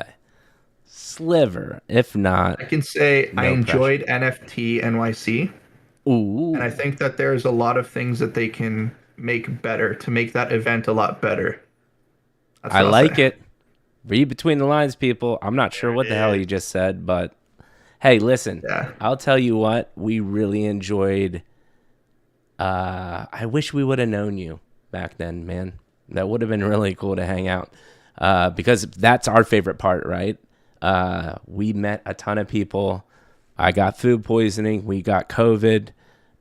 Dude, 40-year-olds are not meant to be up till 2 a.m. listening to DJs shouting at each other, drinking. Like, that's just, I did that for a long time, man. So Maddie and I were pretty broken physically by the end of the week, but we had a blast, man. Yeah. Maddie and I look back and we're like, and that's what, one of the big things that drives me is that's it. Like, dude, you look back at NFT YMIC, with one of my best buds, and that is work, right? And we just had fun, bro. Like, it was just fun. You know what? If I want to kind of touch on that, I brought out a few of my team members to NFT NYC. And also all of the influencers meeting in person for the first time. Yeah. And that must have been the most fun work trip. I haven't had a lot, but like that is now my standard for a work trip, right? Like, man, like I met some of these influencers and I can say that they are genuine friends. Like they are actual people. Like NFT Zerk lives in London, and in November there's NFT London, and you better bet your ass that I'm gonna go to NFT London, hang out with Zerk and Tom Youngs and Cade and all the guys over there. Yep. Right. And like in the chat, you got Magsy, Simon, Sean. Like Snack King was there as well. Like a lot of people that I really worked with in the space that I loved, and it was a great time to meet them in person and hang out with them. Right. So like, yes, meeting people this is an online industry, but meeting people in person and having these events throughout the year is so needed, and I love that, and I cannot wait to meet more people at more events. We're so jazzed. I'm really excited to do it again. I really don't want to get COVID again, though, because that sucked. But whatever, it is what it is. It's a byproduct of the situation. I'll take it because that benefits outweigh the negatives. I have a thought though, because I'm interested in this next phase and goals. You mentioned goals a lot. I'd love to just get a little insight on how are you breaking these goals up? Do you have personal, like, self-development goals opposed to business goals? Like, how do you organize it and how do you think of those? Or is it timeline, like Q2, Q3? What are your thoughts around there? Yeah, I don't want to put myself on timelines, mainly because the space is so volatile in terms of speed. Right. Not just like the actual volatility, just the speed of it. It's like it can move a mile a minute or it can be as slow as a turtle crossing the finish line, right? Like, Right. so I don't really like to put timelines on things. I just like to say, like, where would I like, what's my next step? Like, where would I like to be? Like, I know right now for Bridge 3, one thing that I really am working on, one of the goals is to finish this dashboard and this online like website portal for all of our influencers and projects. And that's going to make everybody's life so much easier. And that is Right. one of my goals right now is grinding on that team, making sure that it's working and things are processing and things are progressing. And you know, Right. like obviously there's another behind the scenes project that's being worked on, and you know that's another goal of mine is to make that the most talked about thing Yeah.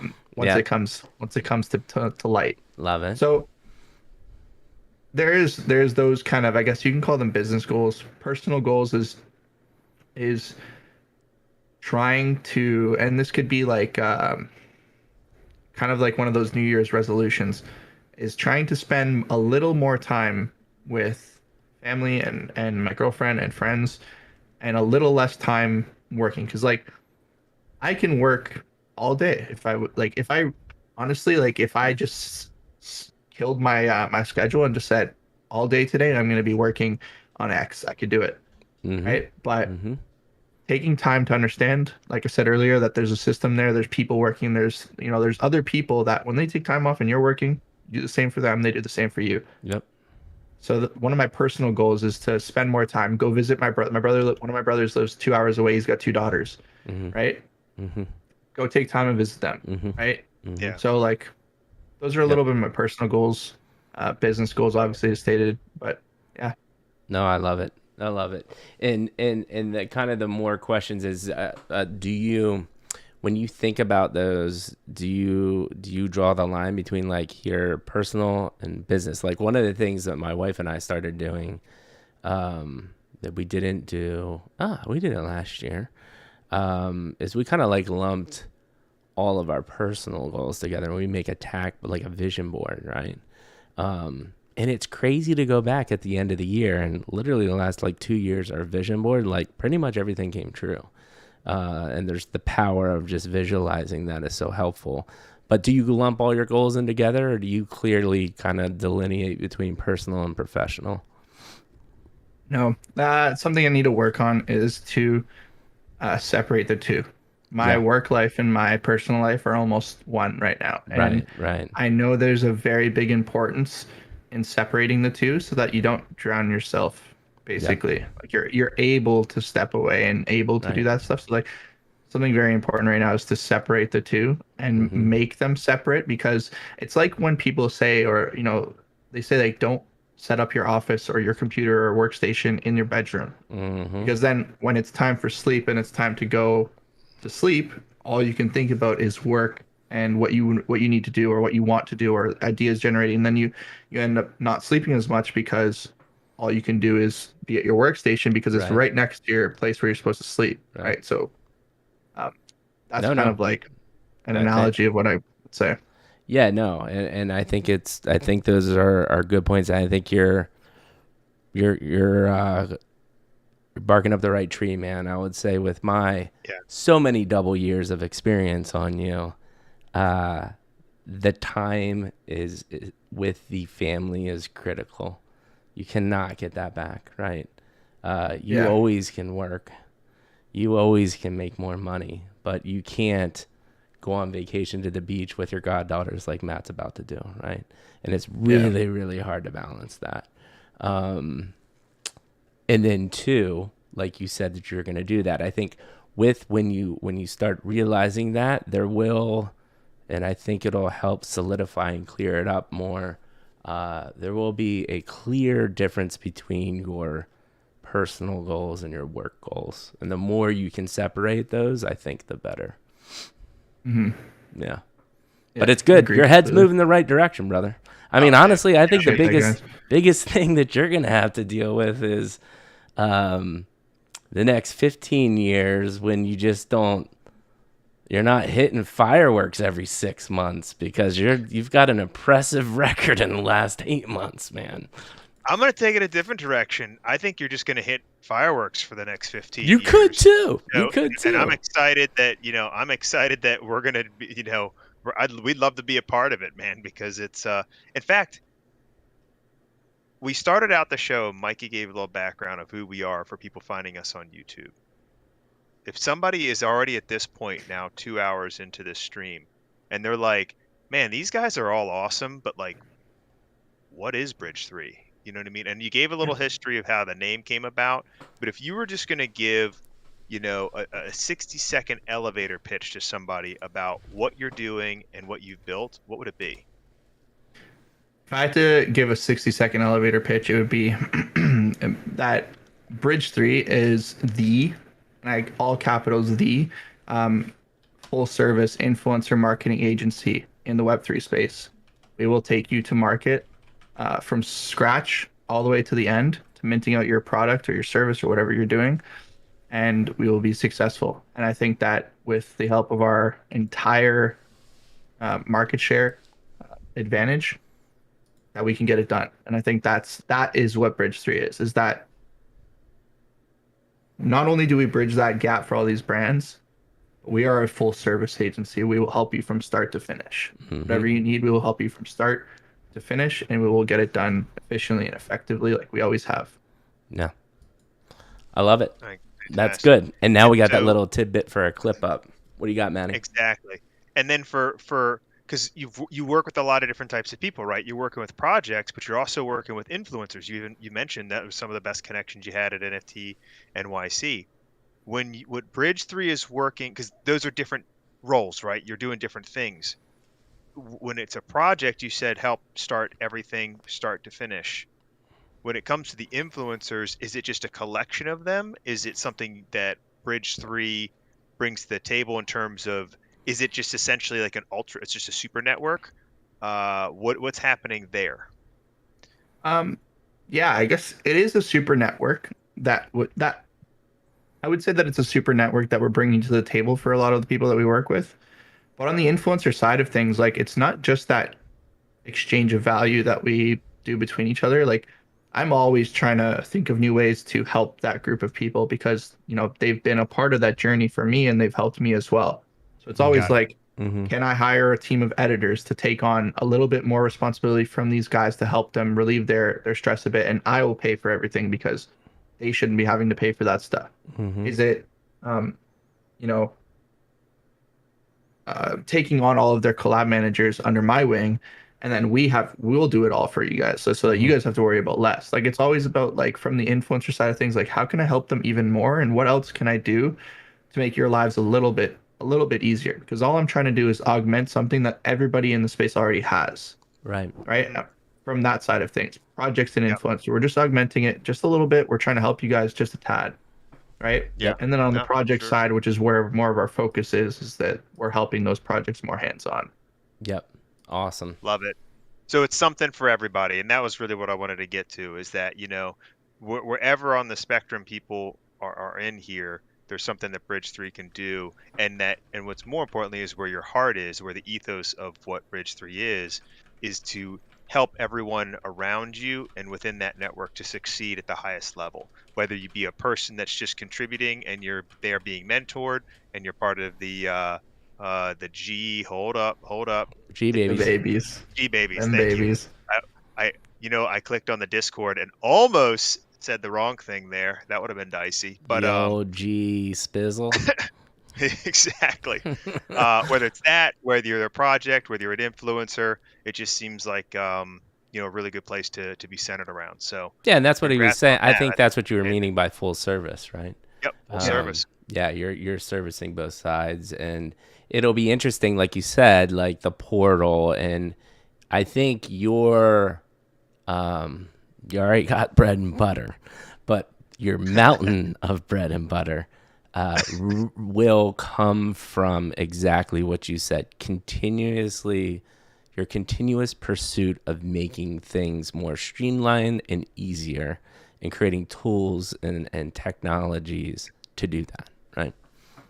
So you mentioned your web portal and stuff like that. Like that shit's going to be huge, right?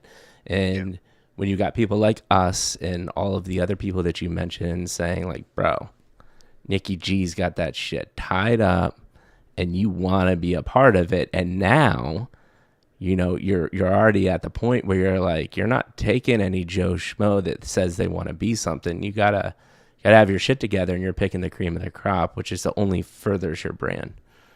Yeah. So, man, that's exciting stuff. Love it. Maddie, the questions, have we kind of ripped through them? I haven't seen. I mean, we've had such a robust conversation. We probably answered all of them. Shit, man, we went through 3 chapters, dude. We went through 3 chapters. We've been talking for over 2 hours. Anything else that you've seen or we missed, Maddie?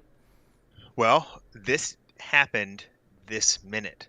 The sniper. Oh my I'm not Adrian, gosh, dude, he was just waiting for that, wasn't he? Tell Nicky what just happened. Tell Nicky what just happened. So, on our channel, we wanted to have something that people could use their channel points for, and we had a bunch of little things in there that were kind of there as teasers. But the big dog, the thing to get, is the Midlife Crisis Stream Team. Okay, to do this, you have to have 30,000 points, channel points. Okay, which is for us, in the frequency we stream, it's about 3 to 4 months of literally not missing a stream to be able to do that. Wow. And I'm not Adrian just redeemed MLC Stream Team for 30,000 channel points. So they will get a specific role in the Discord. They get specific access to our giveaways, and it's just the most badass title you can get on this stream. That's what it is. It's a badge of honor, and so we always stop the show whenever that happens because it is a big deal. So congrats, man. We're gonna update that role now. You're welcome to the team. Yeah. Welcome to the team, Adrian. We freaking love you. Thank you for all the support. You had mentioned it earlier, Nicky, when like one of the coolest was the in real life, but the coolest in real life for us was we met some of our like stream team OG members, and we had some beers and drinks and just talking about them listening. It's a surreal situation, right? It's like they're talking about like at home with their wives listening to us talk about NFTs, and I'm like, I don't know. This feels like a dream, but I love it. I love it. It's so cool. Adrian, thank you so much. You're a freaking goat, man. Animal. And stream team members will be definitely getting the red carpet rollout once we launch our Patreon and paid subscription, which is coming soon, people. So get freaking excited. So with that being said, we closed chapter 3, and I want to give you one last chance, since it's closed, to talk about Bridge 3, G-Babies, anything else on your mind in the, let's say, next to 2-3 month period that you want to cover. And then if not, we got our final questions for you, and we can kind of close it out and roll out since we're 2+ hours already. How's that sound? Yeah, no, that sounds great. Cool. I think the only thing I would put out there is the G babies and how important they are in these next 3-4 months. Alpha alert. Yeah, and you know what? The community in there, although that we've shriveled a little bit, burnt but not out. Although we shriveled a little bit and people are leaving the space and whatnot, the people who are there, who are constantly in the community and constantly interacting and engaging, they know things, because I always share with people that are close and who want to be involved. They know things, they know what's coming, They know things that are going to happen within the next 3 to 4 months. And all I can say is if you want to be a part of that, it's an absolutely great community of people, a bunch of really, really genuine, good people who love to just chat, whether it's about anything, man. Like, we don't just talk about NFTs, we just like to talk about life and everything that happens. It's a great community in there. All sorts of opportunities as well if you're a part of the G Babies community that stem from Bridge 3. Um, yeah, that's the one thing that I would say is like if you're not a part of that community, check it out. It might be for you, and if it's not, then it's not. Yeah, So yeah, I love it, and we can talk about this offline, but we have kind of a similar sense in we work with founders, right? We've talked to 100+ founders, so we have a wide net that we cast, and we're still racking our brains on like I would love to figure out like either events or something that we could do with your community and our community, and honestly just create more crossover, right? I got something. I got something coming. I love it because I want to go to G Babies and I want to see I'm Not Adrian saying, guys, do you remember when Nicky was on the stream and I turned in my stream team points and I'm a member of the midlife crew, which is helping me, get some perks in this crew. Like, I know there's opportunity there and we're not utilizing it.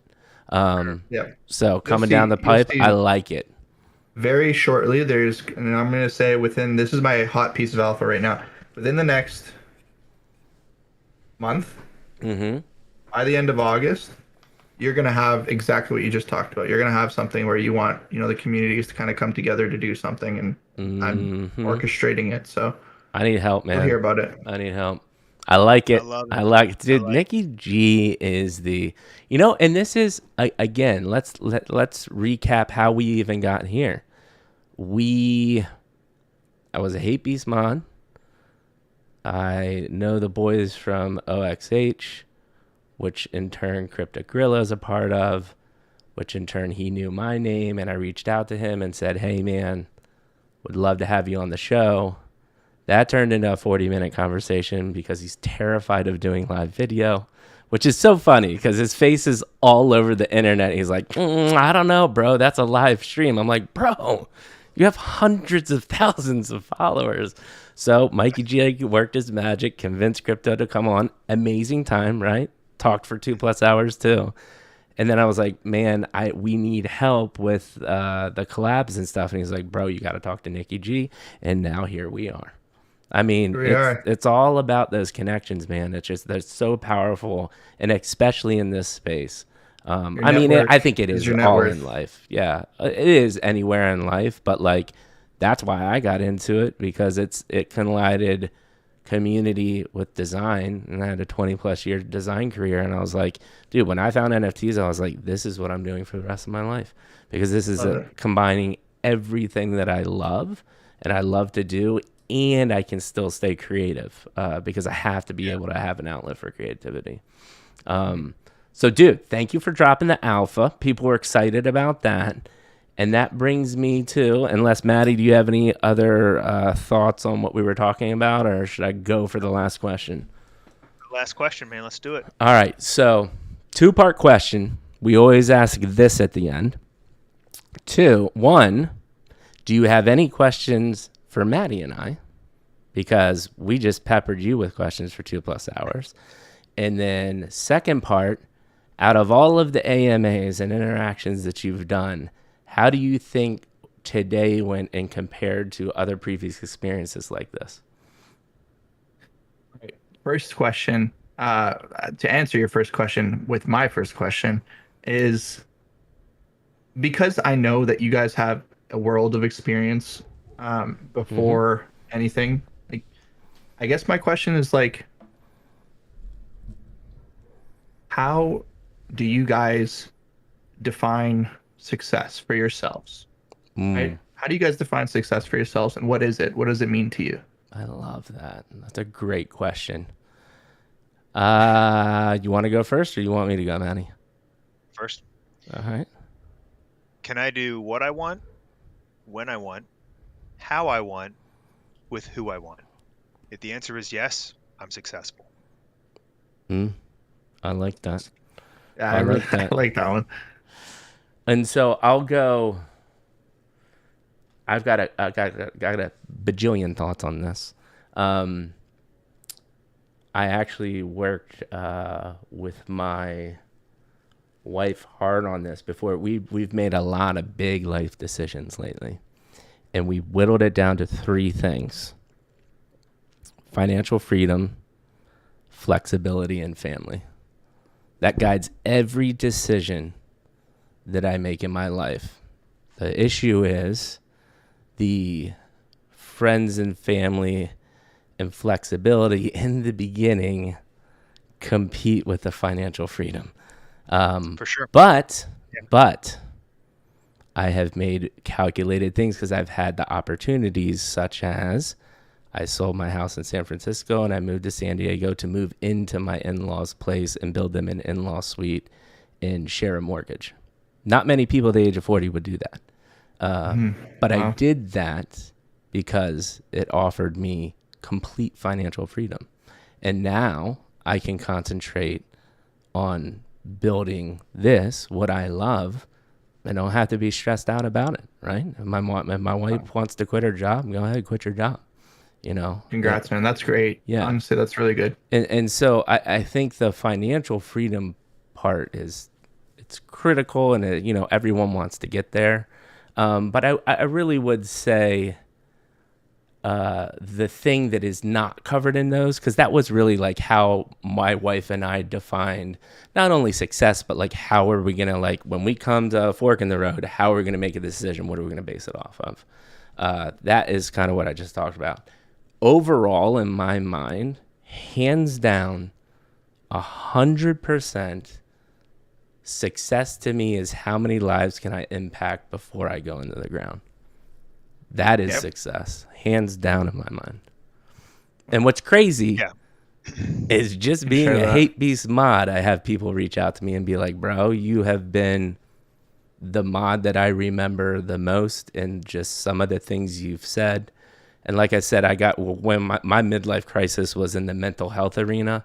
And as we continue to grow, dedicate time to that, and just impacting lives, man. Like all the people that have $1 bajillion in the world, the ones that aren't sociopaths and they're just numb to life, they'll absolutely say the same thing, I think. And that's just making an impact, man. Yep. Cheers, guys. Honestly, and it's good because I share a lot of the same thoughts as what you guys both said. Because you can define success hundreds of different ways. Oh yeah. Right? And when you have multiple of those definitions and you share that with people, I think that's important too. So that's awesome. Yeah, man. I remember when we talked for the first time after Crypto said to reach out to you, I already knew, like, when Maddie and I got off the phone with you, we were like, shit, man, this is gonna be a good partnership and relationship, and I know we'll turn into a friendship as well. Because when I see you the first time in real life, I'm going to hug you for probably an uncomfortable amount of time. You might even just need to push me off you. But I'm a big bear. Right, yeah. I'm just going to get straight up bigger. Ginger bear hug coming your way, bro. There you go. And then, yeah, so the second, I appreciate that. Any more questions? That was a good question, man. Because most people don't have questions for us. I think they're just like so mentally drained with us going through things. But that was a fantastic question. I have one more. Oh, it's a little bit. I like it. I would. It's something that I talk to myself about a little bit, like every now and then. And I don't want you guys to like drag this like too long, because I know that this is a deep question. This is one of those ones that can really string along. But right. If you were to meet yourself in your 20s, in your early 20s, what would you say to yourself? Aside from buy Bitcoin, you know. Yeah, right. Yeah. But what advice would you give to yourself in your early 20s if you can go back and talk to yourself? I love that one. By the way, I just so you know, I don't ask myself what I would tell myself in my early 20s. It's more like a little bit further back. Yeah, no, this is a good question for you to ask us, because we have some experience on it. And I would say two things immediately come to mind. Self-awareness is the number one thing that you need to figure out before you can be successful. So I would have told myself, figure out who you are before you try to figure out what you want to do. That's number one. Number two is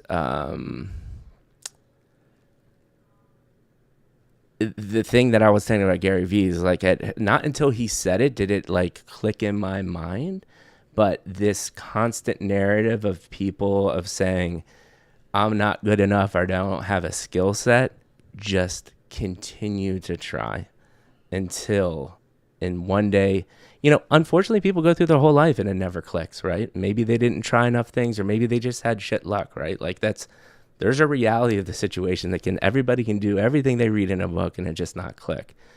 Fortunately, I tried enough things that I found something that I love to do. So try more earlier on. I think those are the two things I would say. That's great. Self-awareness just is so you know, I'm taking one. I'm taking these pieces of advices to myself as well, because if you can tell yourself confidently when you were younger, then I can definitely take these pieces of advice. Right. So just want you to know. And no, I appreciate it. And that's why I kind of hinted at it earlier, saying that like one of the hardest things you're going to have to deal with is being successful earlier on. Because I feel like when you're successful, it's really easy to get comfortable at that, right? I was, Maddie, well, like I said, I did the whole Geico thing, right? And I technically in my mind was convincing myself I was growing and learning because I was getting new job roles, right? And I was creating jobs that never existed in the company.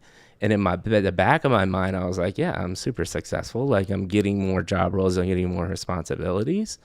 But if I really looked in the mirror and asked myself, am I challenging myself and trying new things? I wasn't. It's easy to get comfortable, even in success like you've had already. So that's why I kind of hinted and talked about that earlier. So that's what I would say, Ra.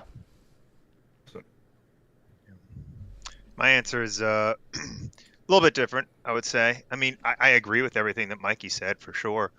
I think self-awareness is incredibly important for me personally, talking to me and knowing what I needed to hear.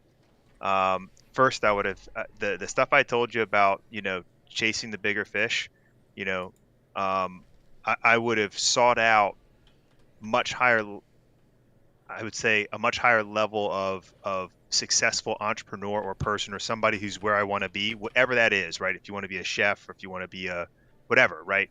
Find people who are crushing that role, surround yourself with them because they will elevate you and they'll keep you out of your comfort zone, which is important, kind of what Mike was saying. And the other thing I would say to myself is embrace the journey, because sometimes we get in such a rush to get to success, we forget that it's the journey on that path is what actually creates us that's what makes us who we are, right? Success exists because we went through a journey, and it was very easy for me to I was so focused on where I needed to go that I was forgetting about each day, good, bad, ugly, indifferent, even some of the again, we're called midlife crisis for a while. We went through some interesting things and through some dark times, right? But that makes it, you know what I mean? At the end of the day, gold is valuable, right? See, if you just pull it out of the earth, it doesn't have a lot of value. There's a lot of work and effort and heat, and you have to do a lot of things to make it pure, right? And a lot of that is, life is like that, right? It's painful, but that's what removes impurities, and that's what makes us shine, right? I mean, that's what makes us thrive. And I just wasn't embracing the journey a lot of my youth, man. I just wanted to hurry up and get to the goal, forgetting that the journey to the goal is what makes you who you are, and that's the real part of the success, right? If I'm going to get there, I need to be worthy of that, right? I mean, if everybody's driving if everybody's in a Ferrari, it doesn't mean anything anymore, right? It means something because you were able to do something that most people aren't able to do, and whether that be wealth, whether that be health and your fitness, or whether that be mental health, right? These are things that people don't want to face. And it's like, man, you can't just fix a struggle. If you're dealing with a mental health issue, you don't fix that tomorrow, but you can start a journey, surround yourself with good people, and heal through that process. And when that process is done, you look back and say, man, I'm healed because I took 3, 4, 5 years to go through a process and do this. And man, that is fulfilling. If you just fell off a log and had that, it wouldn't mean anything anymore. And I don't think I was willing to embrace the journey enough. And so that's what I would agree. say. And I would say, like, as a personal fitness trainer, you got to tell people all the time that, like, you have to love the journey. You want to get there. Anything worth having is not easy to get because it's worth having. Right. You have to love the journey. Embrace the struggle. Embrace the struggle. Yep. So. And then the one last thought is the way Matt said it, and this is the last thing I'll say, and it's one of our bringing back the lost art of genuine human connection is our mission statement, but we have 4 or 5 pillars that lead up to that, and one of them is honesty beats happiness, and that is a very, very difficult pill to swallow, especially when you're younger, because as the older you get, you realize time's against you. So you're like, okay, well, if I've only got X amount of time, I'm just going to be blunt, right? But when you're younger, you're like, oh, I got time. I can take, and that you convincing yourself that you have time can turn you convincing yourself you're happy when you're not, and can last 3 or 4 years. Well, you don't have that time when you're starting to get in your 40s and you're trying to plan stuff, and then 50s, 60s, 70s, right? So honesty beats happiness is a really big one. Great answers to the question, guys. You guys knocked it out of the park. I mean, like, those are awesome. Appreciate it. And then the second part, out of experiences like this, how do you think this one went compared to others? You know what? And I'm not just saying this to pump your tires, and I'm not saying this just because I'm on live right now. I genuinely think this was probably the most exceptional, and I had the most fun out of all of the AMAs, all of the little interviews or podcasts or Discord discussions. I think this has got to be up there at number 1 or number 2. Like, this is definitely up there with, the smoothest experience, the most fun I've had, the most knowledgeable, like, kind of like opening up and sharing. This is definitely up there in one of the top experiences that I've had. And I promise you that is 100% genuine. That is honest. This is up there. Thanks, man. I appreciate it. Magsy says they agree. What would be final up? What would be another one that competes? Yeah, what's the number 1 contender? Number 1 contender. To be honest with you, it's got to be. I had an AMA, and before I did the G Babies launch, I had an AMA in both. There's a couple. I did one in my own, but the one that stands out is I did one in the Dark Echelon community with Amir. Amir was, pumping my tires a lot, but that was a very humbling experience because, getting rifled with questions when you are trying to sell a community on why you're valuable. Getting rifled with questions that are not easy to answer. Yeah. That was very humbling, and also it was a very good experience. And I could say because it was very well structured, people were not just attacking; they were asking actual constructive questions to get into dissect information out. So that AMA right there, that was another one of the top ones that I would say that I was on. That's awesome. I love it. Yeah. So what you're saying is we're gonna have to get Amir on the show. Yeah. All right, I love it. But yeah, dude, I'll you've done all the talking. We're at the point where we asked our questions. I just heard the wife come in the door. Dinner's coming. It's gonna be cooked, and we're shutting her down. But we always end with you gave us our final thoughts. Maddie and I will give you our final thoughts. So I'll let Maddie go first, and then I'll close it out. And until next time after that. Sure. Well, when we had our very first call, I told you then, and so it's real because I told you when it was just you. It's not with an audience. If I could have your mindset when I was your age, man, that would be, I would just be further ahead. And so, props to being willing to iterate and figure out what works, what you needed to do to succeed at such a young age, and then having the courage and also work ethic to then chase after it, right? Because at the end of the day, you go to school, you get a job, you got a job early. A lot of people would look at you and say, dude, you're ahead of the curve. And it would be weird to them, right, to look at what you're doing and say, like, why would you give that up? Not understanding, of course, what you're pursuing and what you're going after. So I commend you for that.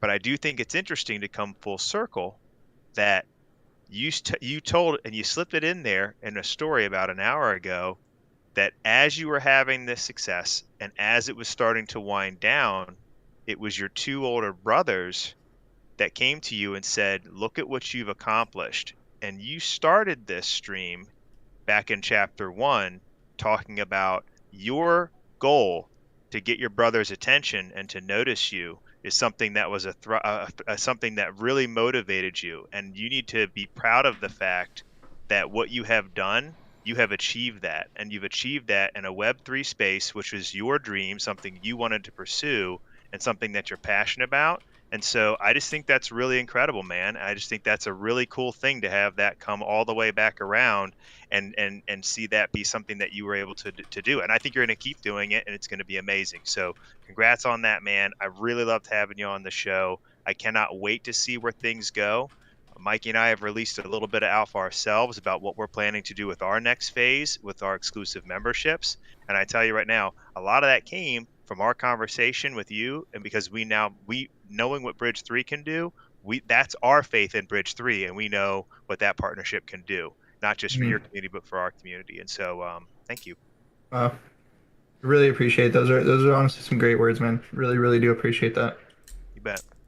That was amazing, Manny. And I will follow it up with, dude, when we talked to you the first time, and I will still think to this day, and it reiterated on this conversation, is the thing that struck me immediately is your calm demeanor. And again, we talk about being genuine. I could just tell you were 100% genuine. And what you said, you meant it, and there was no BS meter. My BS meter was not going off. We aligned mentally, and I knew that it was going to be good.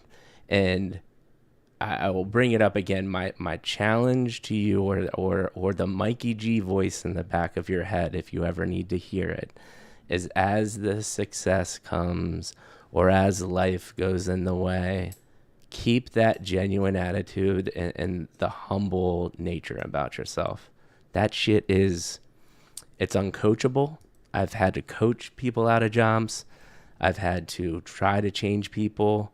But those are some it factors that can make you not only successful, but happy at the end of your life. So keep that near and dear to your heart, man.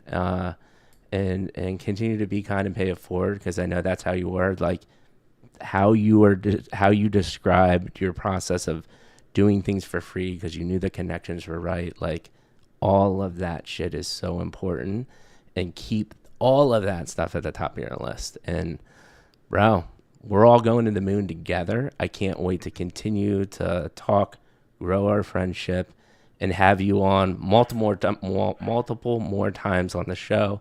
We are already talking about alpha stuff that we're talking about. I want to make YouTube videos with you. I want to do more live streams, and I can't wait to hug it out in real life when that day comes. So that's it, brother. Absolutely. Hey, appreciate you guys again. Thank you guys so much. Absolutely. And with that being said, Midlife Crisis stream done for Tuesday night. Thursday, we were supposed to have our man Gronk Wizard, another very young buck that is insanely connected throughout the space. Didn't know he lives in like Italy. So that time frame ain't going to work out. We might have one project on. If not, Maddie and I will be chilling, giving out some pre-sale spots. And then, of course, Sunday's chill stream as always. We love you all. Thank you so much for tuning in. Midlife Crisis